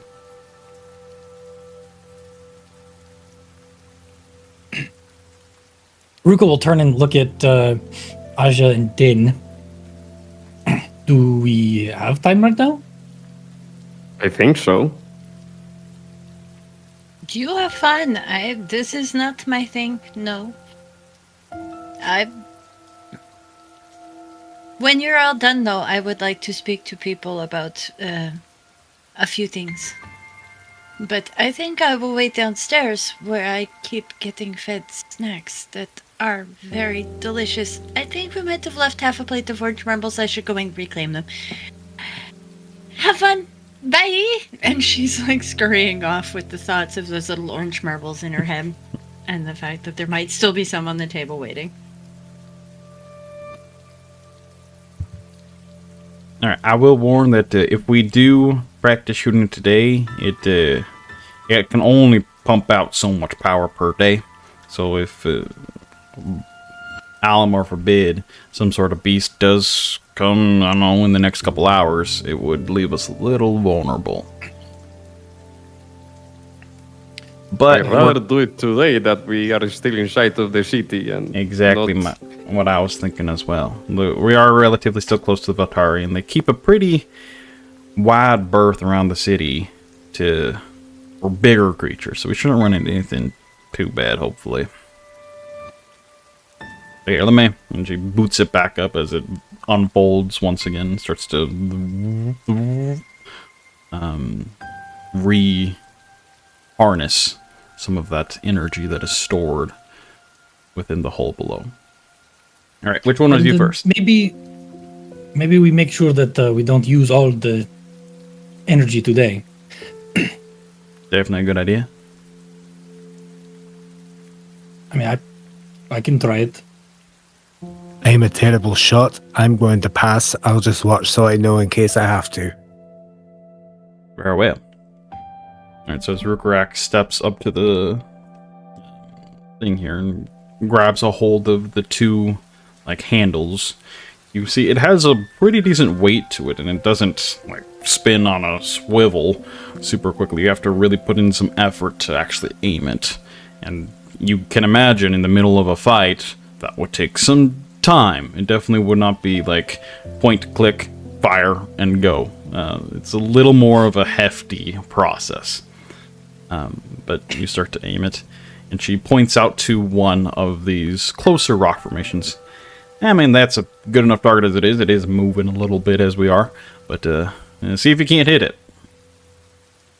And as you feel the you said energy these coalesce. switches for changing the different type? Or Yeah, it's cone right there. or single target? Probably, yeah, just Single single target. target. That goes further too. The cone is much more of a close range thing. And he'll switch it, line it up, and Ignis. With that, it whirls as you hear, and a large mote of flame just fires from this thing. Go ahead and roll a attack roll for me. There's going to be a d20, and currently you are not proficient in this thing, so it's just going to be plus your dexterity. Plus my dexterity, so it'll be +2. That's a 4. It goes very wide. It arcs in a pretty fast line, but it does travel slower than you were initially anticipating. It's not quite as quick as just a crossbow bolt, as it's lobbing a large amount of energy here. So it goes pretty wide and splashes more or less on the sandbank there in a big eruption of flame. And she winces a little bit. And that was quite off. How about you try? Pointing to Din. Yeah, I'll give it a shot. So I'm not proficient, but do I get my +2 from my fighting style? What is your fighting style? What style did you pick? It's archery. So it says ranged weapon attacks get a +2 bonus. Yeah, I think so, because that's any ranged weapon, and this definitely counts as a ranged weapon. Nice. Okay. So as you wait a moment again, and it does take a decent amount of time, roughly 6 seconds, to read before you can once again fire. So it's a 17 total plus my dexterity and then +2.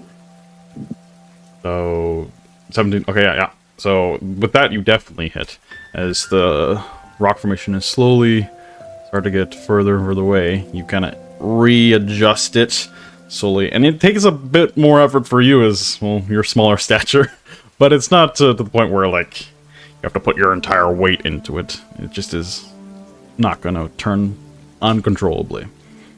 And you aim it up, gauge the distance that Rhukkarrak's beam went, and count that into where you're aiming here, and then there. Ignis? There you go. As once again, it fires off a large beam of fire that shoots and splashes against the rock. So you hear a bit of like an explosion, just some of the rock crumbles. And Shantae there.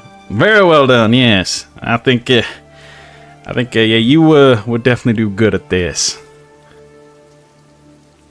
We should probably leave it at that, as probably don't want to do much more than that for now, but I think a couple shots a day will probably be good.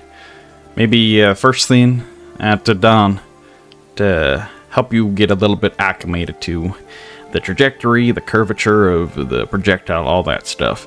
So that if, in case we do run into something, well, we're ready.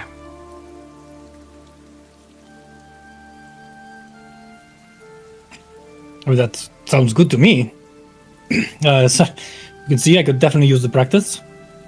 Yeah, you could. But I just want to point out that it didn't have the advantage of seeing the trajectory ahead of time. You know, whatever. That's true. Yes, of course. She kind of pushes you a little bit out of the way, then, and compresses and compacts the ballista there. All right, well, good to, I know we're going to be talking about exactly what our path is going forward here in just a little bit. If you all want to be available in roughly 30-ish minutes to an hour, I know the Argon, myself, and Veril over there. We'll just probably meet you down in the mess if that's okay.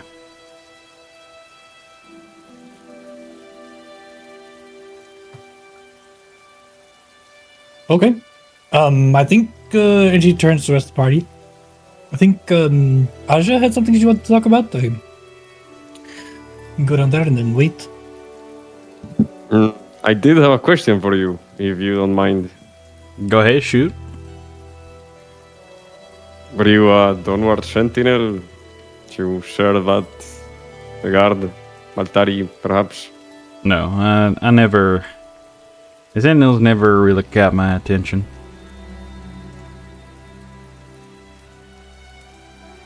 So, just this? Kind of looks out across the expanse. Yeah, for the last several years. I see. Must have a lot of stories to tell. I have a few here and there. Well, we don't mind sharing a drink and maybe hitting some of those. Definitely. Maybe after we talk about where we're all going. It'd be good to get to know you all a little bit better. Yes, would be good to get to know you. And if you excuse me, I'm gonna go find Asja and the others. Alright, I'm gonna go yeah, she wanted to peace. talk to you, actually, so perhaps you also wanna find her. If you have time, that is. Yeah, I mean, yet again, give us like 30 minutes and we'll be down. We can discuss exactly where we're wanting to go and how we're going to get there.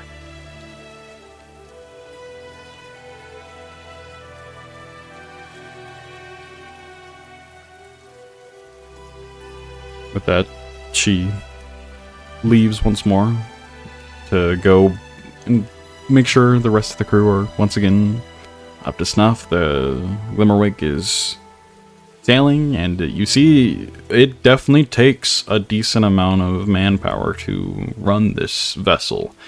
It is not a common aquatic vessel, and so you see a couple people on the rigging changing the sails, adjusting them as they chat back and forth with Veril there, and you watch as now Shantae goes over and makes sure several of the other sailors are doing what they need to do to make this vessel continue to ride smoothly across the sands. But you all head back down under deck there, as there's a fresh plate of these orange marbles that are more or less they're about the size of a lime. There's roughly the size comparison there. They're not like super small, but they're just nice little, like, caramelized almost shell that you bite in. It's very chewy, cakey, delicious. Asja's back down there with all of her papers spread out again. Just reaching over, picking one up, putting it in her mouth as she just continues to, like, pour over her stuff.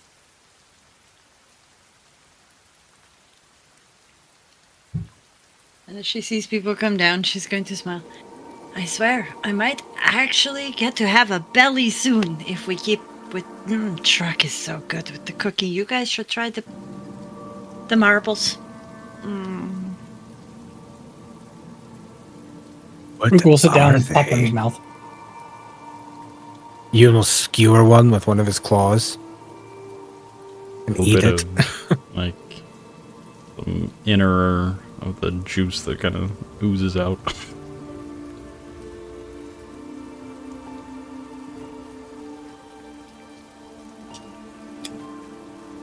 They're good. That's what they are. They are very good. Mm-hmm. Right. So, before we go into the meeting with the other ones, I thought I would share. So I went over the notes from Juan. I did find some more notes on the paragons. And, well, needless to say, if we are the paragons, we are missing 3 other paragons, unless Rhukkarrak counts as... But I don't know how that one counts. But also, I don't think this is the first time... We know that this isn't the first time that the Aether has come to town. It came the last time before the Era of Despair, where countless millions were killed by that. But again, in Juan's notes, and I kind of agree with it, I don't think the Aether was brought. I think, again, it was more the knowledge of. I think we're in a repeat of what happened last time. I don't know. Just thought I'd let you all know that this might be a bit more than just trying to figure out the knowledge of a lost thing, but maybe determining whether we're ready for it or it's going to bring on another age of despair. Oh, that sounds like fun. Either way, it sounds like we're kind of destined. Well, I am, but you've all chosen to travel with. And by proxy, that means you all have taken on the burden as well of basically saving the world, possibly? So I'm going to say to the other 2 of you the same thing I said to Din earlier. I appreciate if you want to come with me. But if any of you ever want to leave this, I also understand. I don't want to put anybody in danger. I think we've all been chosen, and I think maybe we should all think on what we were told in the other temple by the Sphinx. But at the same time, if at any point any of you just want out. I totally understand. Well, I don't know what the future brings, but it sounds like there is going to be danger coming for us anyway, whether we seek it or not. Oh no, this is probably affecting all of Arathar. North, south, east, west. Whatever lies underneath that we don't know about, probably in the rivers, the oceans. All sorts of things. Also, what did you mean we were missing the Paragons? And if I counted as something? Well, by the research, the Paragons, who seem to be repeated great heroes throughout time. I've at least found reference to, I guess, 2 times the Paragons have been called in the past. But with Juan's help, I had found before that they had said that they were from different parts of the world. But different parts of the world could just mean, I don't know, 6 elves from different parts of the world, or, 3 Darkthyr, 1 orc, 2 elves. Either way. But what Juan has found, at least in reference to the Paragon stories that he has found, is that every single Paragon is different. Meaning, the Paragons are 6 from 6 different races, including the Khazdurim. Well, I am an elf, and Din is a gnome, and Euan is Darkthyr, and I don't mean to be rude, but you're kind of confused. So, unless you're... I don't know. Maybe you do count as the orc one, even though you're not really an orc. But you know what I mean, right? We are also not entirely Darkthyr ourselves anymore. True. But if... Either way, if you do count as the orc, it means that somewhere along the line we will need to find, if we are the Paragons, let's just say we are. I don't want to get too egotistical, but we seem to be thrown into this head, whether we are or we need to find them. We need someone that represents from all 6 of the races. So again, as I've also said to Din, there is a good chance that this journey will take us to the Khazdurim lands. I know for you that's not a big deal, Rhukka, but at least for the 3 of us, again, I don't want to ask anybody to do something they don't want to do or don't feel comfortable to do. But I am just preparing you all that I don't think we have a choice but to skip them. Somehow they're involved in this as well. I don't know a lot about magic, but our village shaman did, and she would sometimes refer to different races in their when their elemental connection when referring to them magically. So it could be that it's not so much about finding an orc as I appear to be, but more the connection to their elements. Maybe that's why it was needed to all the different races. But I am connected to some of the same elements that Euan is. So in that way, we're not really different. Yes, but doesn't each Plus, race who have a also- different combination? Yes, of the 4 main ones. We are looking for 6. So unless you know a race that has life and death, and before you say my people, only our Elandris are life. I am still very much connected, like every other elf, to the elements of fire, obviously. And player is completely forgetting the other element. Air. And air.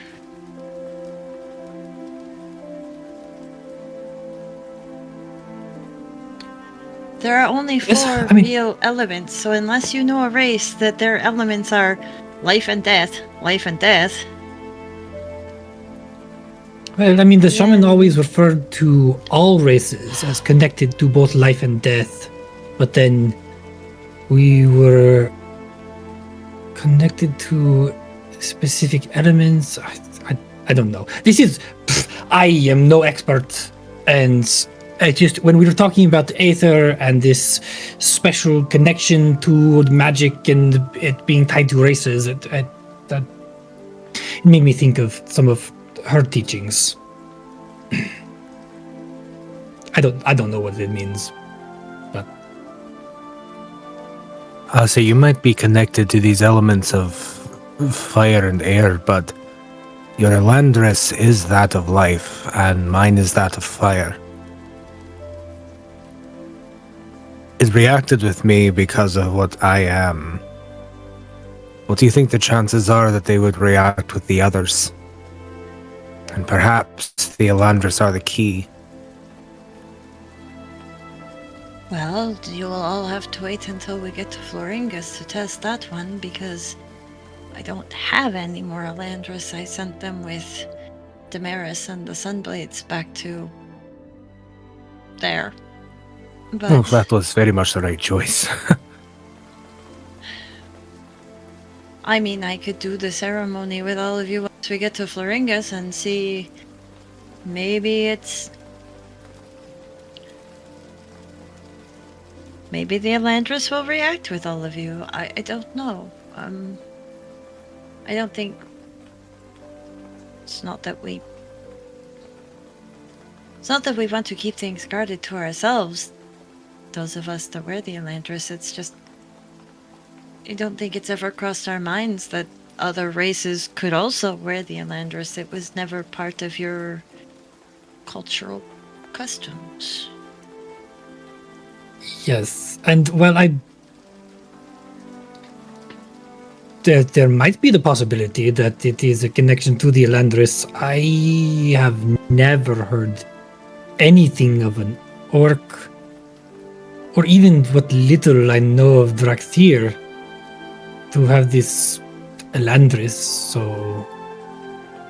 And yet, Euan will kind of adjust the sash around his shoulders so the Elandris kind of pops out a little bit from behind it before tucking it back in. I mean, yes.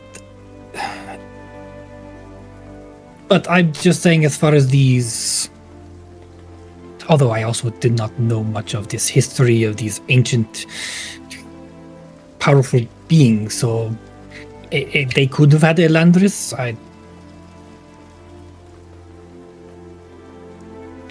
Or maybe the Elandris is something new. Maybe it is time for something new. Who knows? But the Elandris is basically just an offshoot of the stones of power, the different stones of power. Mine came from the roots of a tree. The other ones also come from roots of trees in Florignus. Maybe. Are there any trees of power up north? Maybe that was one. Or maybe you've all lost your trees for some reason. And maybe that's why you've lost your Elandris. Who knows? Can Ruka think of anything at all? Go ahead and roll a history check. Okay. And on that note, I seem to recall you saying something that I felt a presence from further north, or am I misremembering that? You definitely did. Okay. Rhukkarrak, you don't know. Yeah. You definitely, like, That's- your limited experience with the world as it is. You haven't seen any large trees other than, you haven't, other than one in Florkness that you stayed at. I mean, you do also know a Drakthir who is a tree, so, you know. Some of us can travel. Traveling trees. Well, Wait.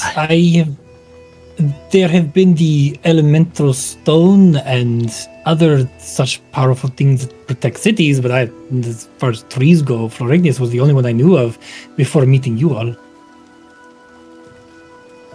There is one I in the north. wonder, and I think I know where it is.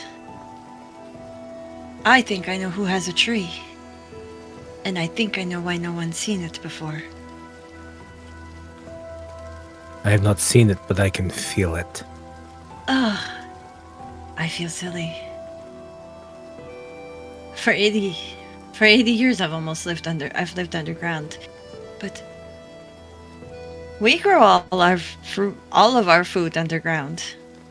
Why is it not possible that a tree is also growing underground?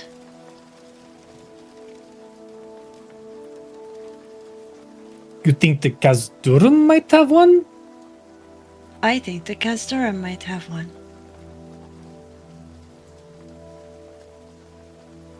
So then we need one of water and death. Well, Kazdurum would be earth. We were life. Fire. And air. We don't have air. We don't have air. We need to find air and water and death. Euan, go ahead and roll a wisdom check for me. I thought you were going to say wisdom save. I'm glad you said check. As you're kind of pondering this and trying to even feel that Nope, connection I that know you nothing. have. Oh no. You know what? No, I'm going to use my inspiration for that. Okay.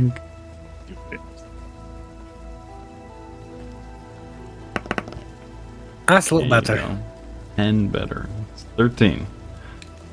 You kind of stop for a moment and just dull your Drakthir senses to try to heal your free senses, more or less. And just that pull that you have been feeling that has been so subtle unless you really focus on it. And as you sit there for just a moment, you can once again feel a stronger tug towards a direction you assume to be Florignis. And then there are others that are very weak, but still very much there, but hard to ascertain what specific direction.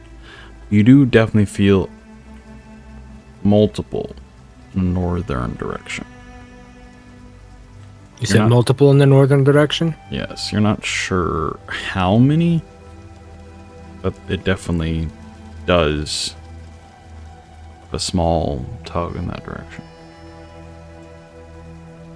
I can feel multiple to the north. If the Well, Kazdurum I- have one. Continue, Rhukkarrak, I apologize. No, I was just going to say that we have traded with all of the Kazdurum, well, many of the Kazdurum villages near our city, so and I have not heard of a tree, especially growing underground. If it's not the Kazdurum, it would have to be Cordran's people. Cordran's people, that the city is, or the area has an ancient site. But if you said there's multiple, I'm sorry, Roka, just because you haven't heard of something doesn't mean it doesn't exist.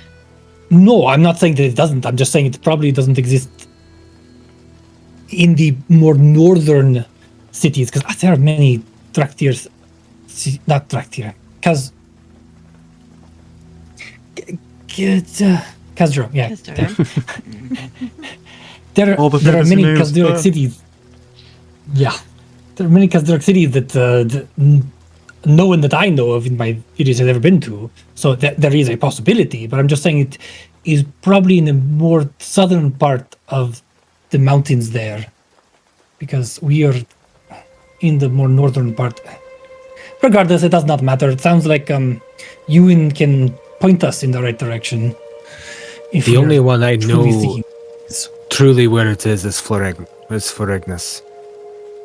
I know there are ones to the north. I can feel multiple pulls, but I cannot give a direction. Perhaps I can when we're closer.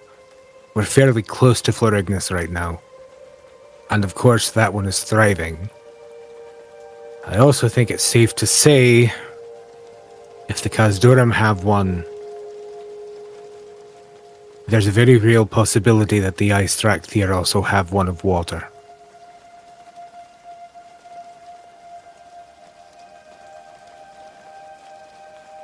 So Was there where is a- the Kertuzis then? Because that would leave the Kertuzi gnomes of air. So does this mean we need to find your original city then? The one that you said last time we spoke was a long legend lost? Do we maybe need to find your original city? You think so? I don't know if it even exists. But Could... Sorry, go ahead. no, I was just thinking. Well, if this is all about trees and stuff, I don't see how my people are involved. You told me of the monument in the center of Keratos. The Is that a spire of names. Yes. Is there a possibility that it could have been built around it to keep it safe and hidden? I've never heard about this, but perhaps, I guess. You Would think be- that would be pretty far fetched? The at least from your experience, Din, with the other trees, you haven't seen them super close up, but with just the size of them, you don't think one could be upon on Keratos. It would seem as though vastly smaller. Well, Anu is just kind of brainstorming right now anyway. He's not seen Wait. the size of the monument in Keratos, so...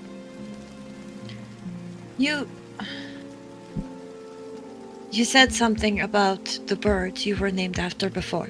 Maldorwen. The Maldorwen bird? Yes, the Maldorwen birds. What did I say? I don't mean to sound like a simpleton, but you said that the Maldorwen birds have been disappearing, or that they have disappeared. You haven't seen them in a long time, correct?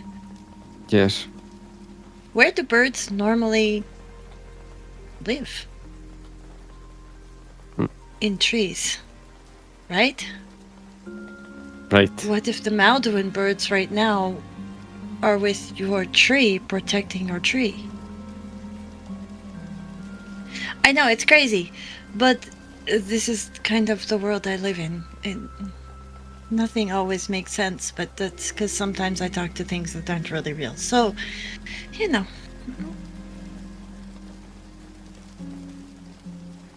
And for clarification, the all of the pulls that I feel right now are Florignus and further north, correct? I don't feel any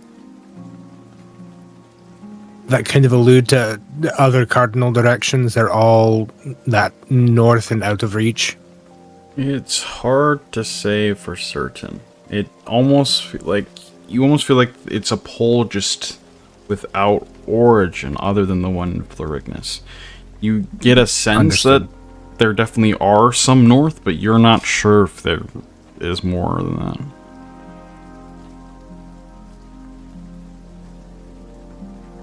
Right.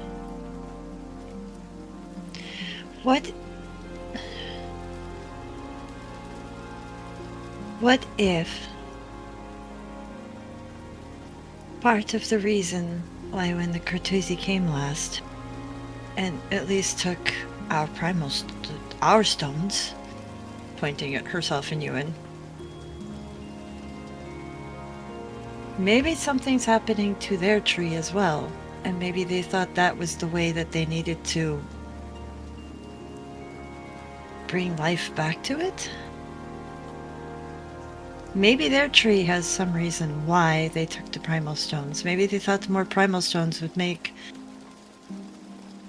having to have 6 different races work together. Or maybe they knew could that just something, do it themselves. Maybe they knew something was coming. Were trying to raise the paragons amongst themselves. That's what I would be I'm saying, interested in is- talking to this seer that seems to be pulling the strings for them.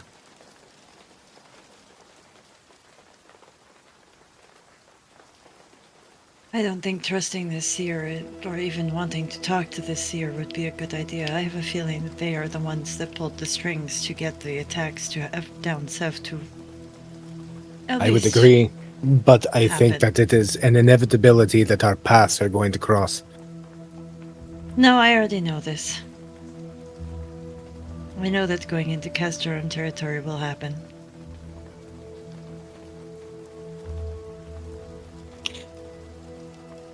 Well,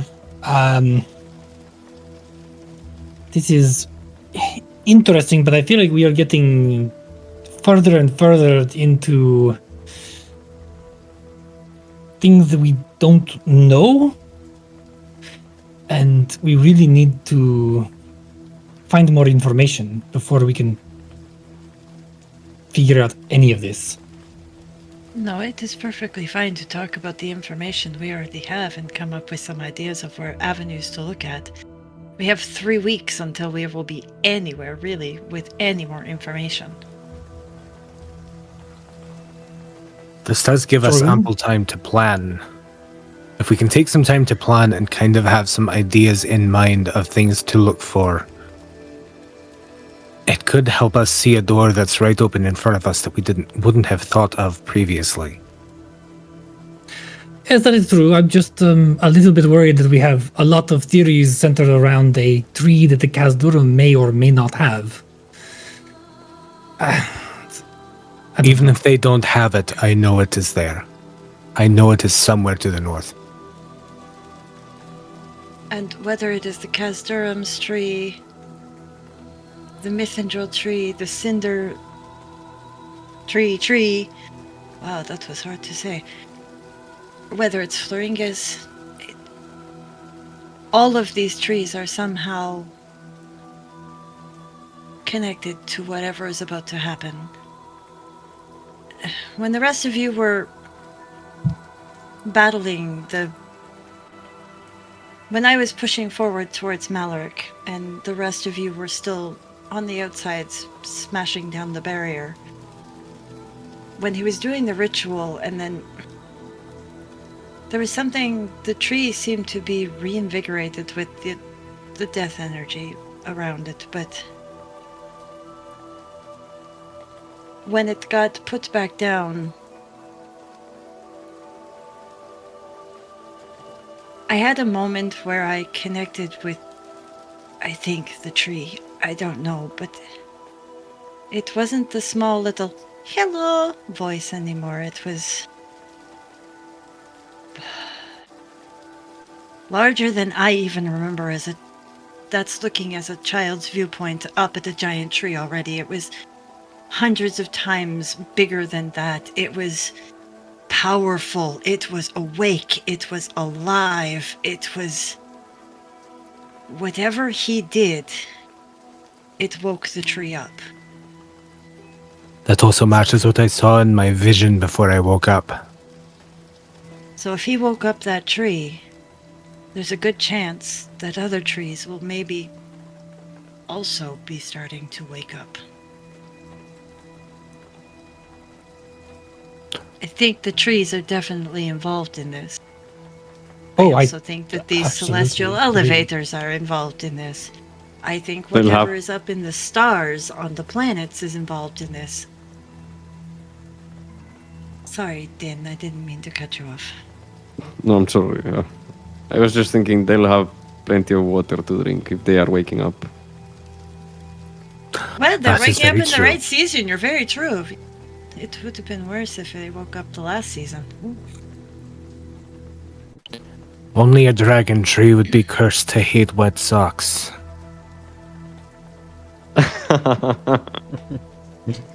Maybe you should I just mean, try the and put your branches seem toes in to the be growing ground. from your head, so I don't think it will be a big deal. Also, full disclosure, when Euan dulled his dragon senses and let the tree senses come to the forward, 2 more rowan blossoms blossomed from his eyebrows.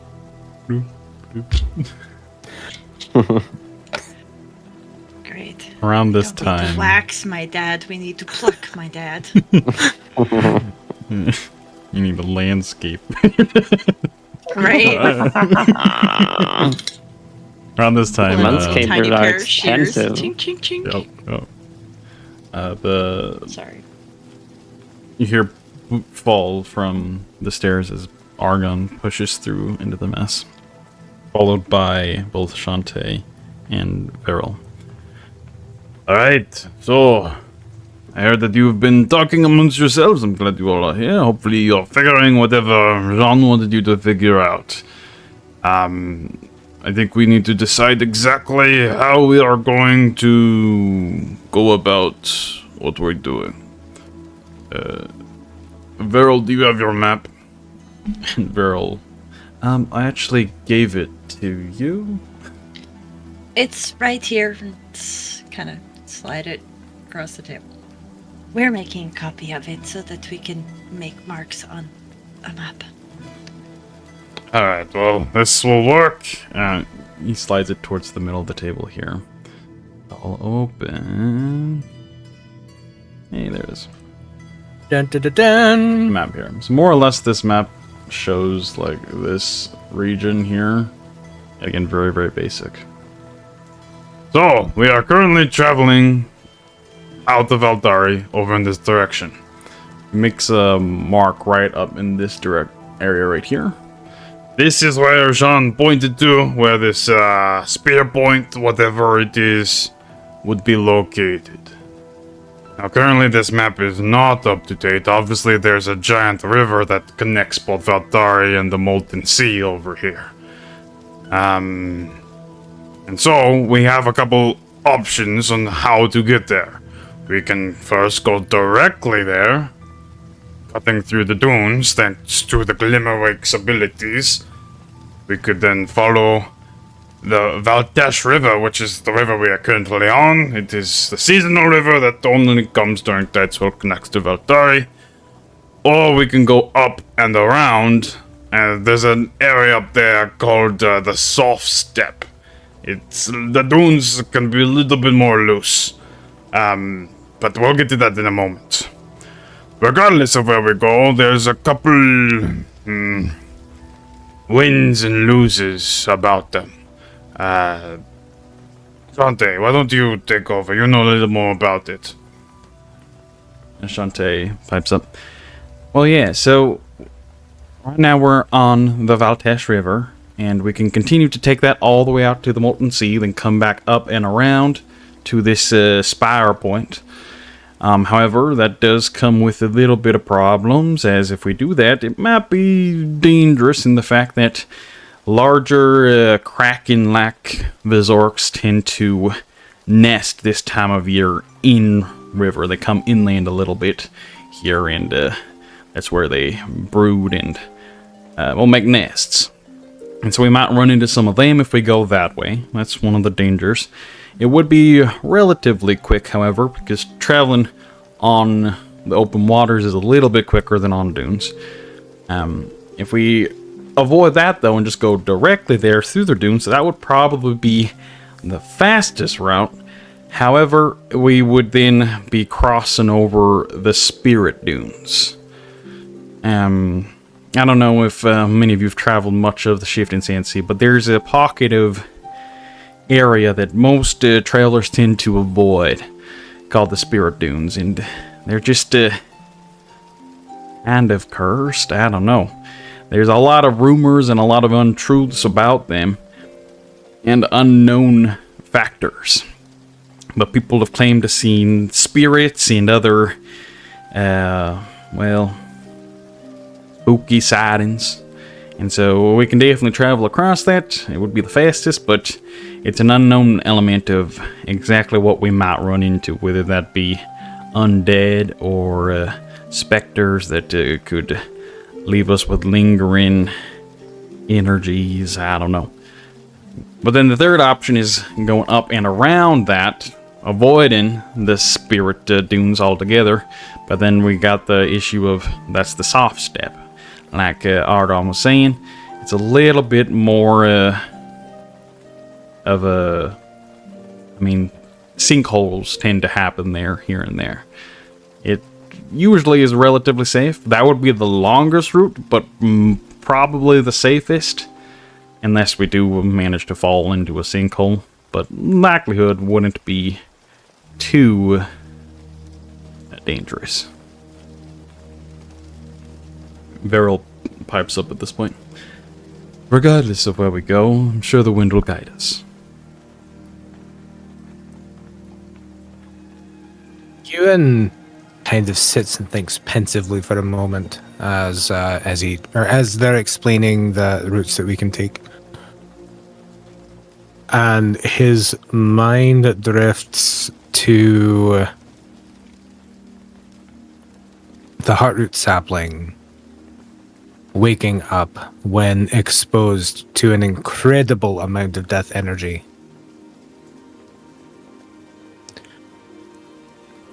And whether or not it is because of his own guilt and desire to get stronger, or just plain damn curiosity as to how that kind of death energy would affect him,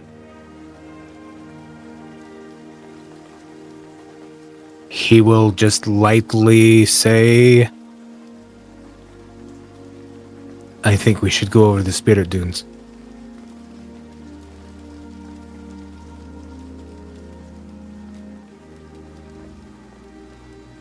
Asja will lean forward. You know, normally I would completely disagree with my dad. Unfortunately, a lot seems to be revolving also around death energy. It would be good to go somewhere where it's not like a mithril or cinder tree kind of amount of energy, but it would be interesting to see the effects that are going on right now. Also, we seem to get a lot of spirit visitors, so maybe we're in for some more dreams. I don't know. But I also think that maybe the spirit dunes would be a good, as much as I hate saying it, place to go.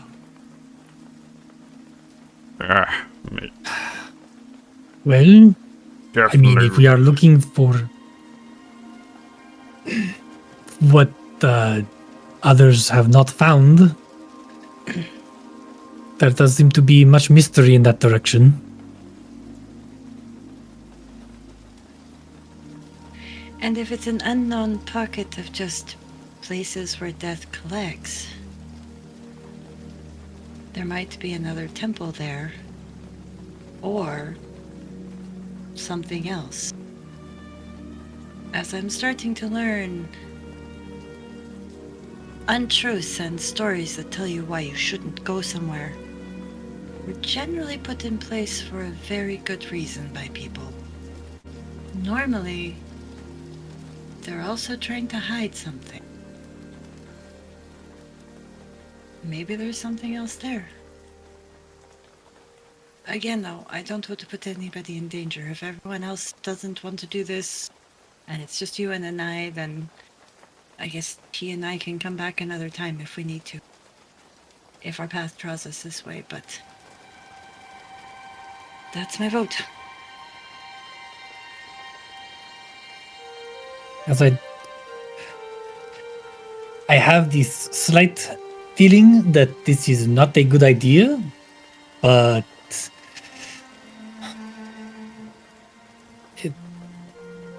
it does sound like we could,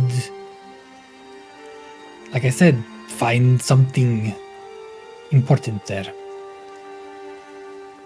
I also know that I can kill an undead. I don't know if I can kill a kraken. Or a kraken-like thing. Yeah, I'm much better with the whole undead thing than the waterborne fishy. I don't even what is a kraken? Never mind. Answer me later. Large tentacles. Can I eat it? Yes. Huh. Actually, I think we have some Kraken prepared for sometime in the future, yeah? The truck comes back. Of course! One of my favorites! But still, Din, what's your vote? You've been awfully quiet. Are you alright, then? Pondering our options, but wouldn't be the first time we meet the dead. Perhaps it will bring something to us meeting the dead on our own terms this time. And we didn't do too badly last time. This time we're even stronger than we were before.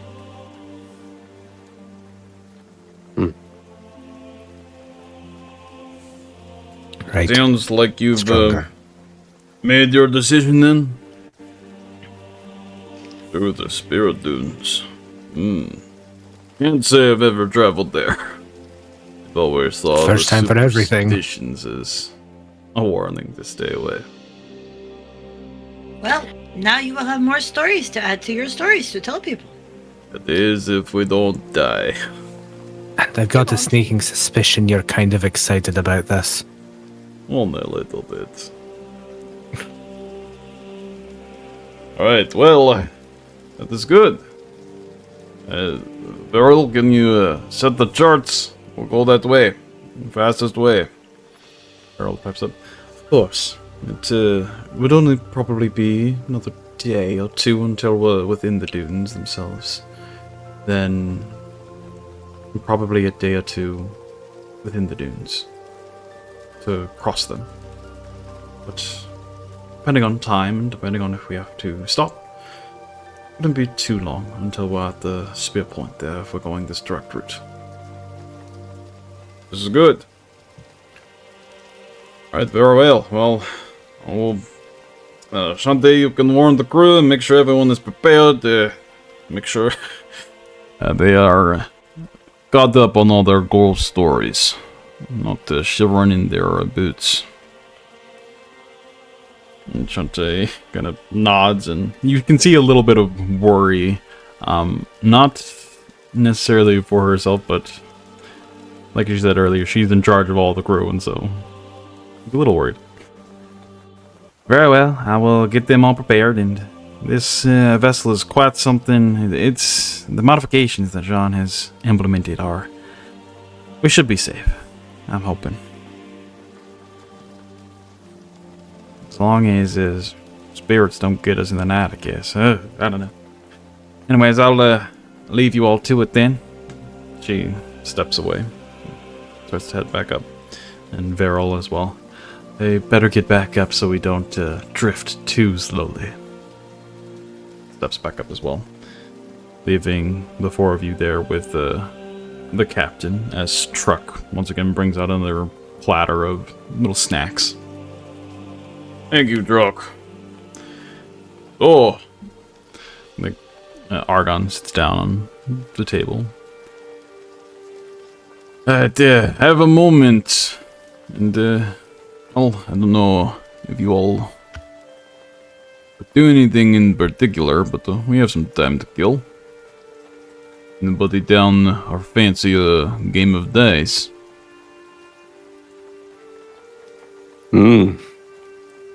What's her stake? Stake is knowledge and stories.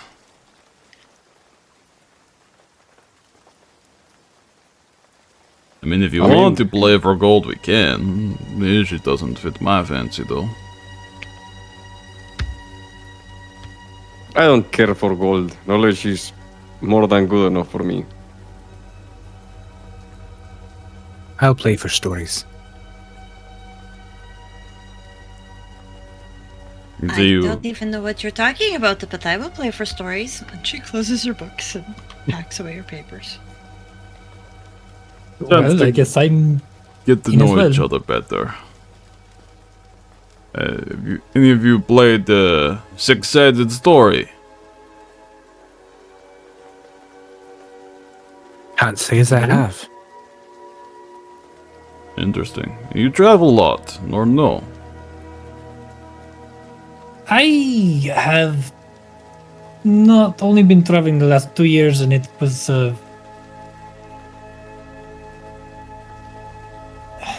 yeah, it's been a very interesting, different, weird path. Anyway, regardless, Interesting. It's pretty common. Anyways, pulls out a small little bag and dumps out a few dice. Each one of you needs one of these. And basically you roll it, and you tell a corresponding story depending on what the result is. Well, it might be something of your past, might be something you look forward to, might be a childhood regret you have, or something, an accomplishment you're proud of. But why don't we just go around and get to know each other a little bit more? Okay. sounds like a plan to me. And he's going to pick up take one a die. die. Yep. Rhukkarrak kind of sits back in his chair, a little more comfortable demeanor here, and starts rolling the dice in his hand. Who wants to go first?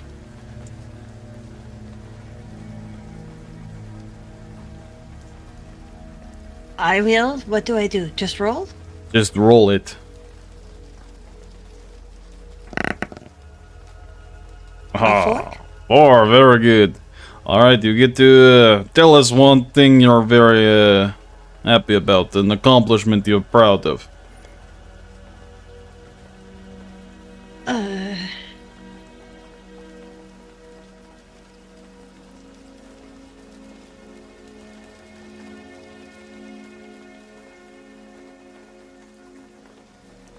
Out of all of the people that ever came to my village, or my home, what I call my village, I only ever lost 3 people. I was able to heal and fix all of the rest of them. And most of them made the mistake of going too close to a very large pocket of death energy. So they were pretty mangled when I got there. So I only lost 3. It was pretty good. By the healer, I Kind see. of Proud of that. bashfully scratches the back of his head. Always good to have a healer on board, more than we already have. Especially if we're going into the dunes. Ugh. Anyways, alright, how about you next? Pointing to Euan. Very well. Just go around the table here. You said it's a D6, right? Yep. Oh, 6. Overachiever you are. Alright, tell us something you hope to see in the future. Something you wish, a goal, or something you're working towards.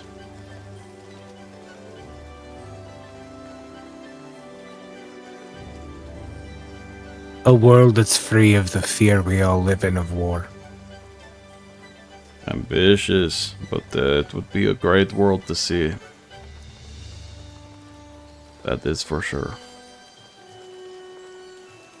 Alright, well, I guess it's me up next then. Here we go. This is where I always roll the lowest. It's not bad. This means I get to confess a childhood mistake or regret. This one I always find funny. You know, back in the Pyroclast Isles, there's one time I snuck a little bit too much spice into my butler's meal, and let's just say he needed to use the restroom for the rest of a while. I got into some pretty big trouble. Asja will laugh at that one. That I'm was lucky when I I've never was had that one response to spice. A bit of a hatchling, though. Well, you should see some of these peppers back from home. They clean you out, if you know what I mean. Alright, you next. I bet that's a story for the butler as well. Yes. Hey, we're all getting different ones. It makes it fun. You got to describe a place that you've been that left a mark on you. Something you remember seeing or doing somewhere that really just stood with you.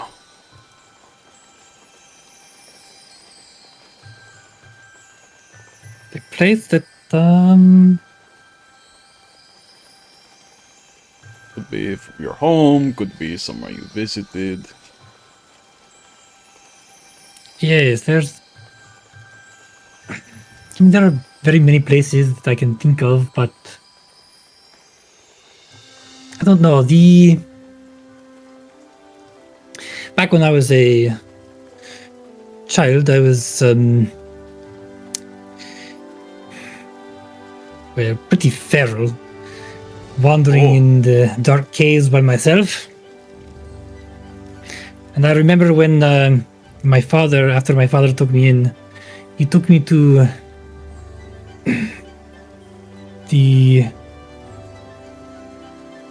what is the common translation? The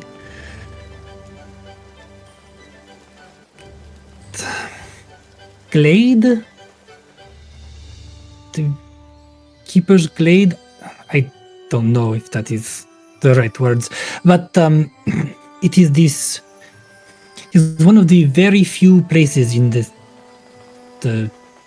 city, town, village, whatever, where they're able to grow a few herbs for flavoring food. It's, we went there at night when the shaft that leads all the way up to the surface was letting in a little bit of moonlight, and the glistening off of some of the there are not very many, they're not very big, but they're very small gemstones in the edges of the cave that help reflect the light, allowing the herbs to glow. And that was beautiful. It is a place I like to go to sometimes, or used to go to sometimes. Anyway. Sounds magical. It's underground. Yes. Well, now it sounds like it is quite dangerous to even get there. So I doubt you will have the opportunity, but if you do, you should. It is beautiful.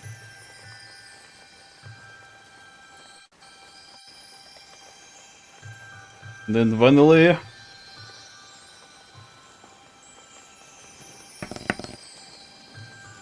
sorry for you as well. What is a childhood regret you have?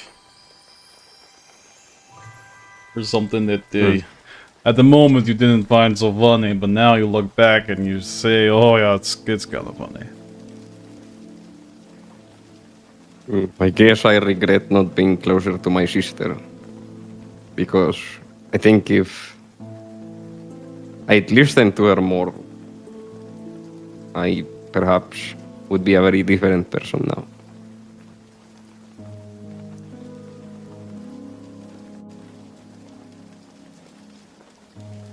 Funny how family is fixed on us like that. Always know what's the best, I feel.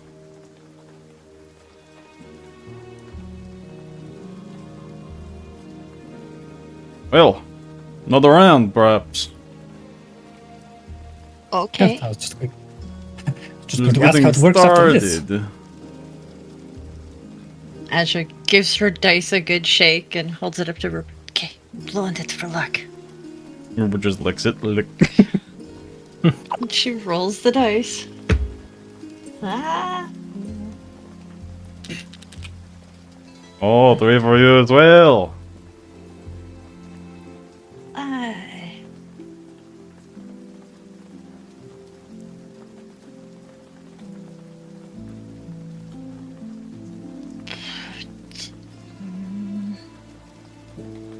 I guess sometimes I regret more lately with what I know. Letting my parents take me out of the city.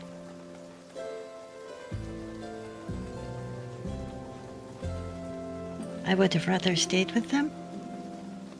With what I know now. He gets a But other curious than that, I don't eye. have many other regrets.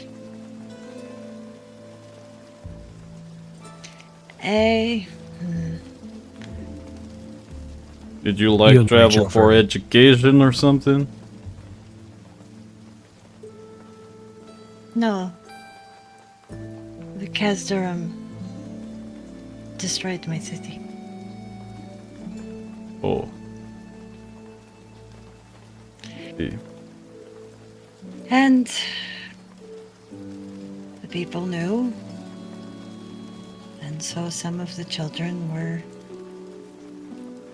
led out of the city by some of the elders and parents. I survived.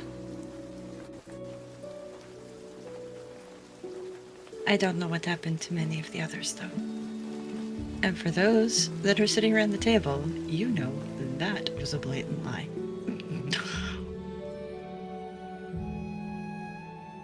Euan will reach over and just lightly squeeze your hand.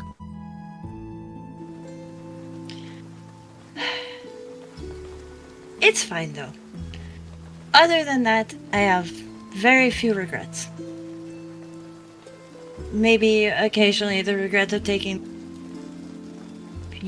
area to go and hunt and forgetting that certain Vazorics were there. I mean, other than that, unfortunately, I don't have many other regret stories. Yes, an unwanted Vasoric attack is not always good. No, but once you get to learn them, I mean, there's not that many different Vazorics in the Desert Shade Woods, so really, I mean, once you get to know them, you know where you're safe, where you're not safe. And you remember maybe at some points not to clap excitedly. This time she's the one that kind of scratches the back of her head.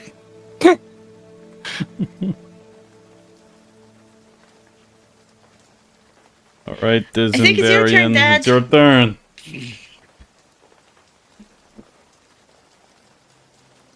Alright. Also shake up his die and also roll a 3. Everybody rolls the 3. There's something a little more lighthearted. I feel like the mood's a little down. Not anyone's fault, just something fun that we can laugh about.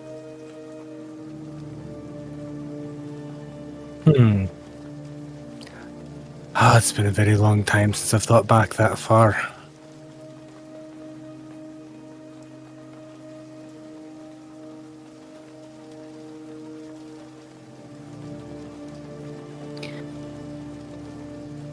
There's not much that I regret about being a kid. We got the normal kid things. Of course, there was the occasional scrap that happened while we were in the barracks. Hatchlings being hatchlings, it happens.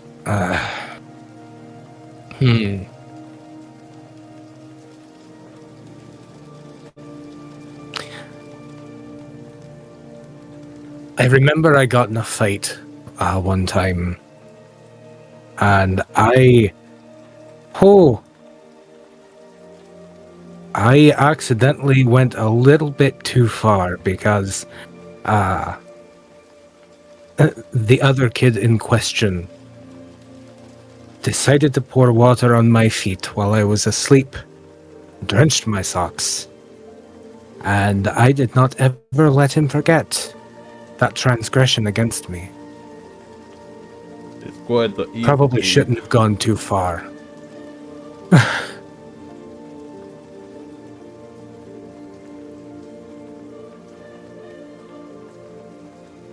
What did you do for a punishment?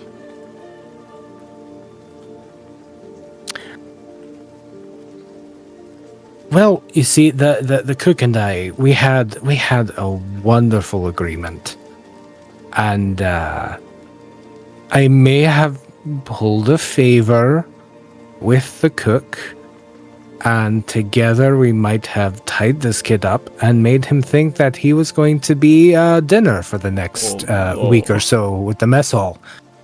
That is good one. Kept him in the corner of the kitchen, tied to a chair for a couple of hours, all the while sharpening knives, talking about the stew that we were about to make. I think that's the first time I've ever made someone cry so hard that they had snot running down their face.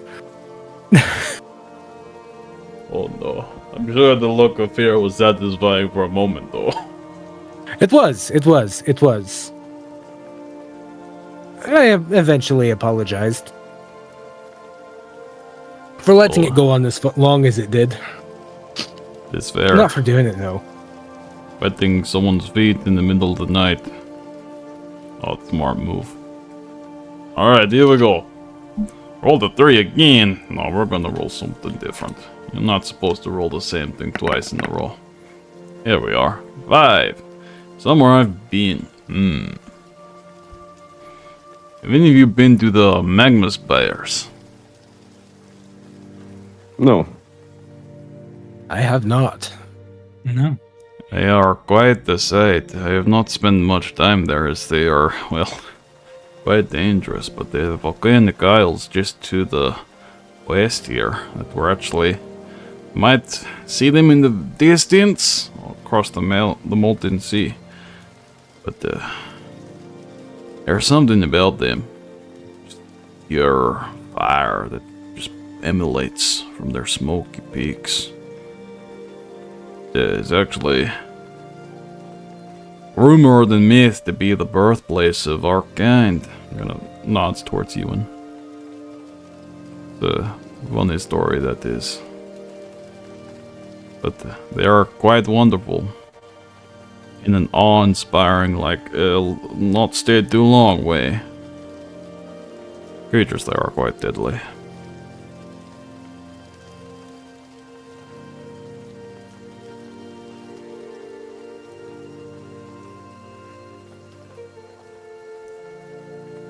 Oh, I believe that is my turn now. That it is.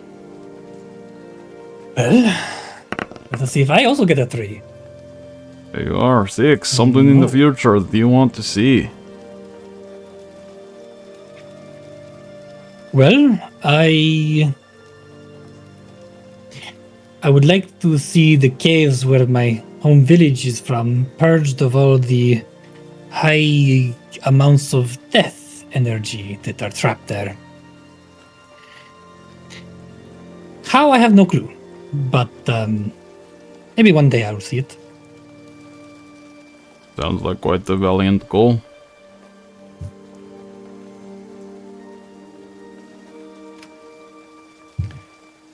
Yes, well, it's also so far seems to be quite impossible, but we shall see. Who knows what information we will find.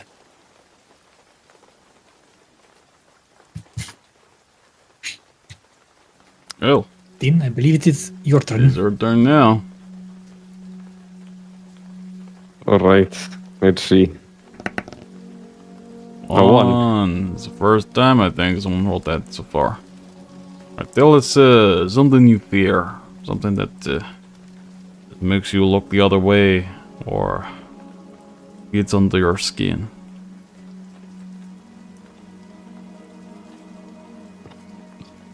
Sorry for bringing the mood down again, but the thought of what had happened to my brother. not knowing where he is. That's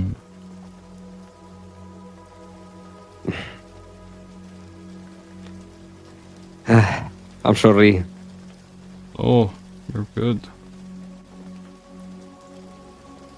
It can be difficult. They have loved ones disappear. Not know exactly what is to come of them.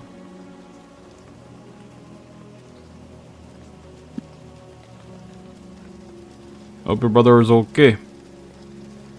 Hope that you'll I be hope so reunited. too.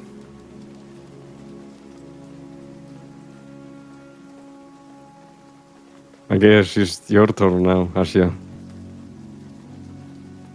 Okay, She holds the dice up. give me one I can give a happy story. Shake, shake, shake, shake, shake, shake, shake. And A 4. This is the accomplishment. If you have another one you want to talk about, that's good. But if you want to reroll, you can as well. Or to got this one. Yeah, I rolled again. Happy story. Ooh. Okay, is there something from your past that still sticks with you? Something you think about still, or just something about you? Something about my past that sticks with me.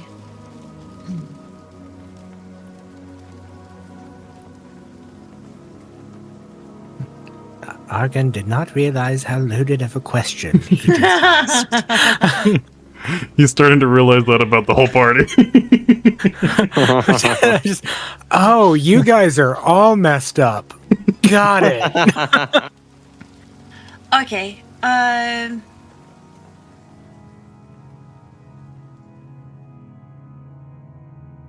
I would have to say, where I found to live after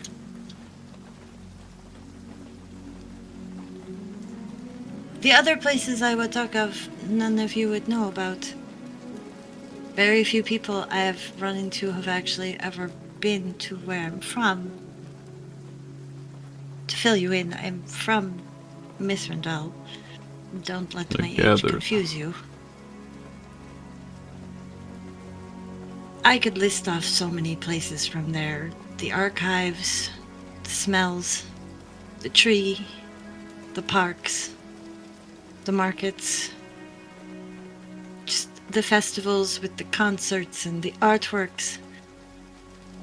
But I think the place that struck me the most was after everything happened and the chaos and the pandemonium, when my grandmother and I were able to finally find this beautiful place.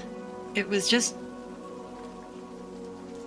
We went from living in, I guess, what in the Dominion would be much like nobles. We weren't really considered that, but because our family had such status, we still lived a life of great luxury and privilege, but those rock walls, the moss, the different animals, that I would say is a place. It was home, and it always will be. I'm still very thankful that Euan found me about a year ago and brought me here, but I will return home. Because I think it's the most wonderful place in the world. Well, Leon has some moss now, so That's true. Very reminiscent. She reaches up and kind of strokes at the moss. A new blossom pops out. I've heard stories of Mithrandale, and it is unfortunate we can no longer see it as it was. Well, if I roll another number for the future, I can tell you that my vision for the future is I would like to bring it back. You all are quite, got some strong goals. It's good. Gives you something to work towards. And it's the fates that brought us all together to partake in those goals together.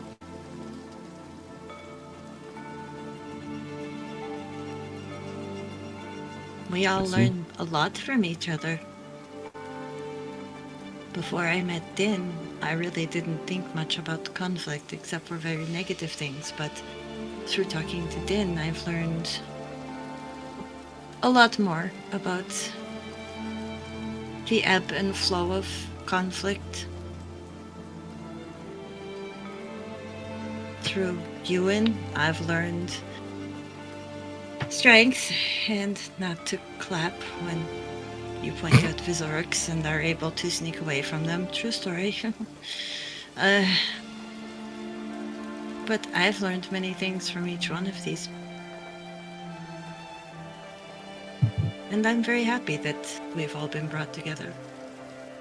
Even if we are a very motley hue.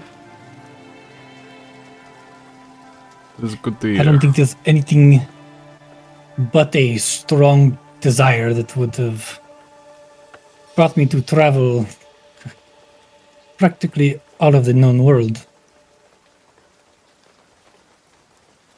Well, at least from the north to the south.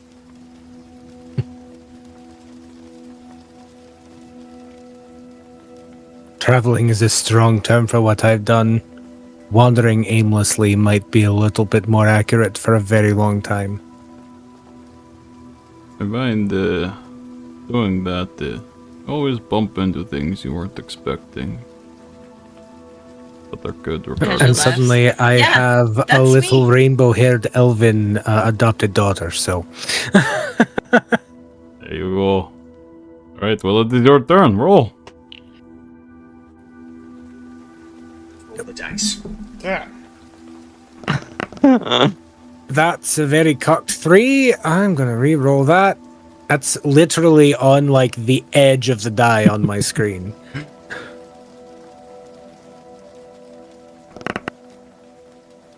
A 1.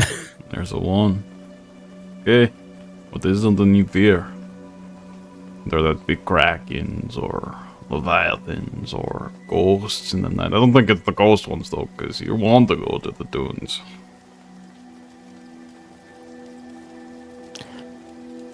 Not being strong enough to protect them. As he looks around the table.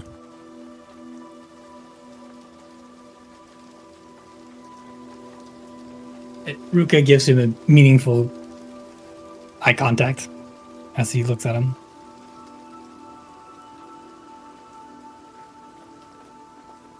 It's a strong fear.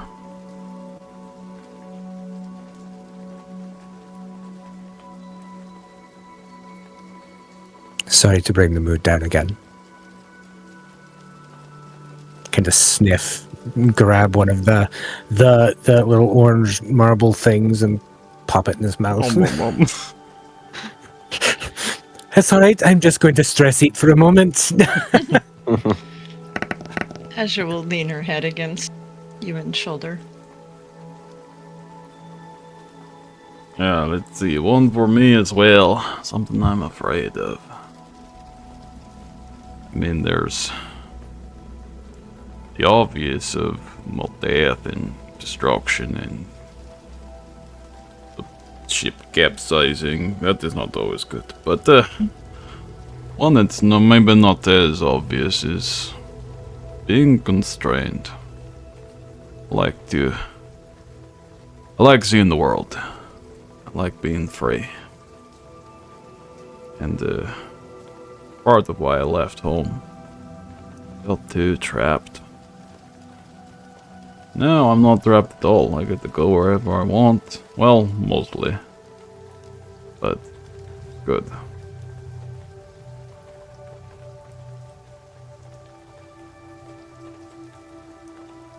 I understand that one a lot.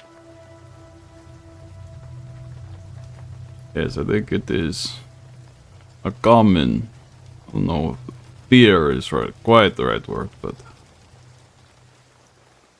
yes. Alright, go ahead.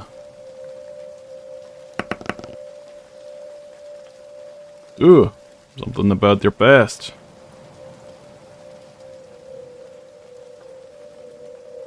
Just anything about my past? Is something you find interesting or something that stuck with you? Just tell us a little bit more of who you are and how you came to be.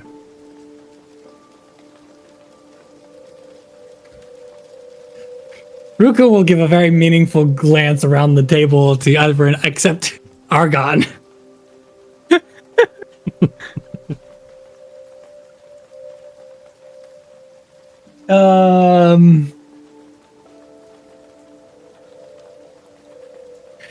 Well,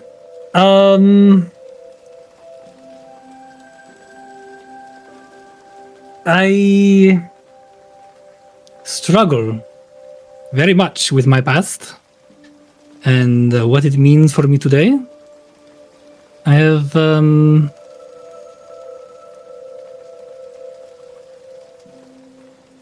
am caught between two worlds. And he is going to go ahead and shift into a white struck there. Oh, that is a fancy trick.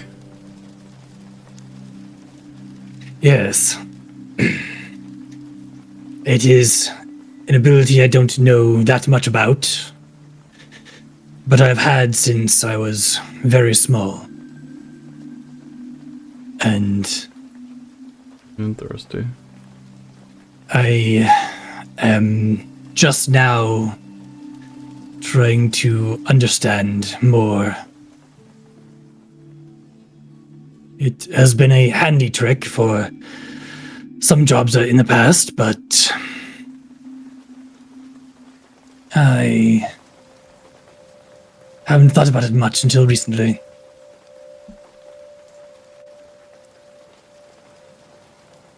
Anyway, that is enough of. Just like that, he's back. That is impressive. There's a little clap. Euan's just kind of in the corner giving an awkward smile and thumbs up.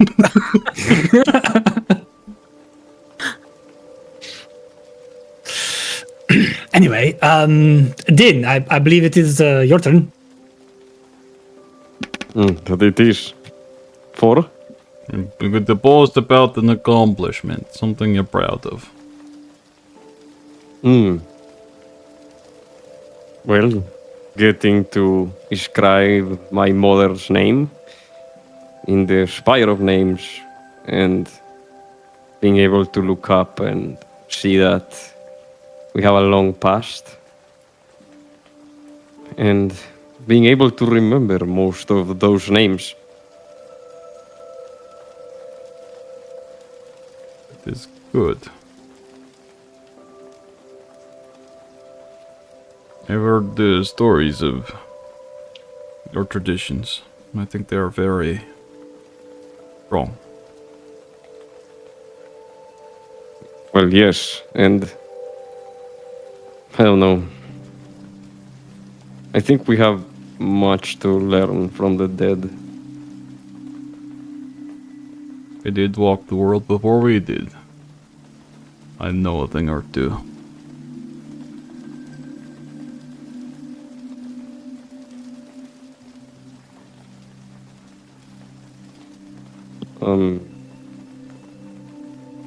I guess something else I feel very proud of is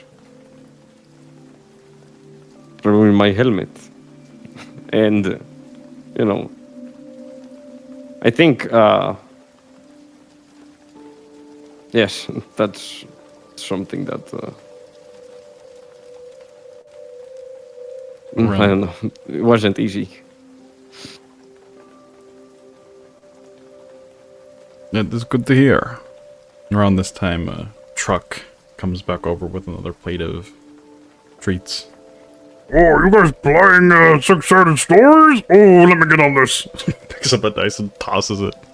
Yes. Onto 3? Isn't that the one about my childhood? I don't like this one. This one's my least favorite. Oh, man, I was such a weird kid.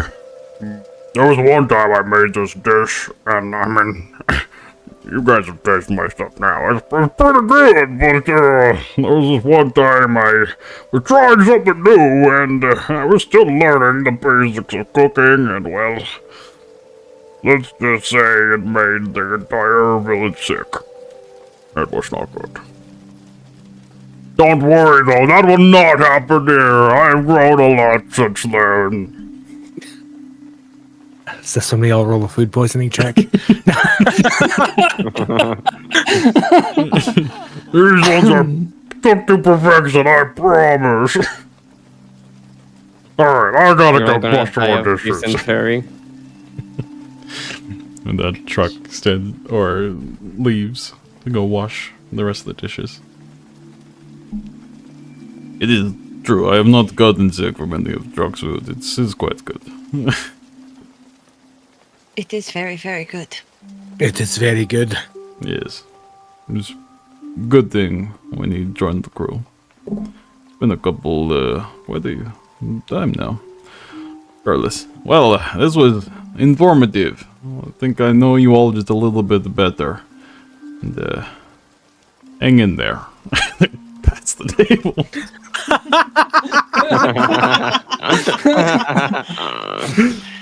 I think it's all will be all right though. But I'm going to continue to go do some other things I have to do before nightfall. But I'm glad to have you on board the Glimmerike. And, hopefully we will find all the mysteries the world will give us. That steps away, back up the staircase. And now he's going to his therapy session. To talk about us. After giving us a free therapy session. You might want to take all this. bad. Come on, Doug. You have to have coupons or something.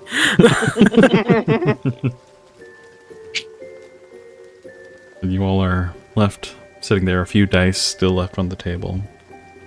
As a bit more of this time a different plate of treats out, something a little more savory. As Truck calls back once more. Man, I don't want to eat too much from this, dinner's around the corner. Oh, I still have lots of room for at least 2-3 servings. I am deceptively small for how much I can eat, trust me. Oh, Truck, my dear we'll change boy. that. Especially with I've got a warrior's appetite. I wish And I she was cannot eat deceptively me. small.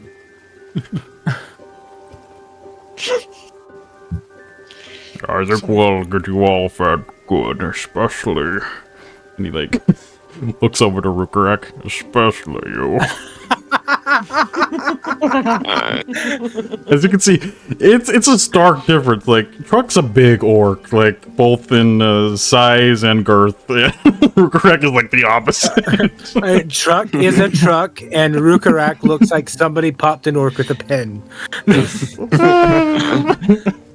Rhukkarrak's a stick. It's fine. Every orc we have met has made a comment about Rhukkarrak's. I know. Yeah, I mean, Rhukkarrak's kind of used to that kind of treatment because he got it back home. So I was going to make a comment. I am not going to make that comment until after the session when we're not live. I was gonna say, Alright, let's continue. there aren't very many fat orcs in his home because of the scarcity of food and the difficulty in getting it. But there are most are bigger than him for obvious reasons because he's not actually an orc. What? Spoiler. What? Now, as the night draws on, and unless there's anything else you all would like to talk about, as you are all sitting here gathered together, you can smell. As Go ahead. Argon walks away just before Truck comes and brings us another plate of food. Asja's just gonna kind of giggle. He thinks he knows us. I don't think so. But we should probably think of some happier stories if we're going to play with that game again. He did look a little, disturbed? I don't know. My happier stories are a much lesser part of my life in years than the sadder ones, unfortunately. Well, Part of the blessing of longevity, I guess.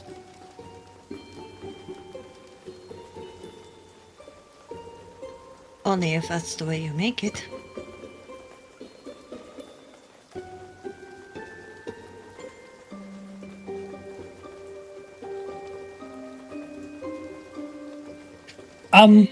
Quick question, Euan. How long do Drakthir normally live? Probably 70, 80 years on the high end. You're asking for a friend? Yes, of course. It's obviously written across his face. Yep, man. Yeah. When am I gonna wondering how die? I'm long not you have close, to right? Wondering how long, just birthday cards, how you much would longer do I know have? too, Rhukkarrak. Orc lifespans and Drakthir lifespans are about the same. It's Yeah. about 70, 80 years, which is why Euan is an anomaly at like 120. Yeah. Well, and like he has interacted with Drakthir a little bit on his thief missions, but not like a whole lot. You don't normally talk about people's ages during that. But Right.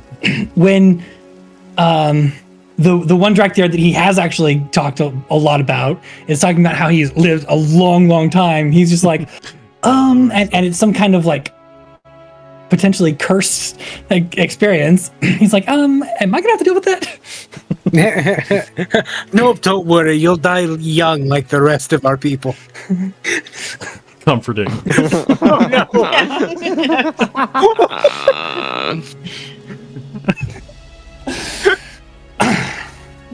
I hate everything. I'm sorry.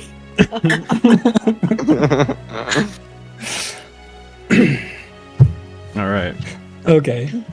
Well, as the Molyneux continues to reminisce about some trauma past, and continue to drift aboard the Glimmerwake as it slowly rocks back and forth across the dunes.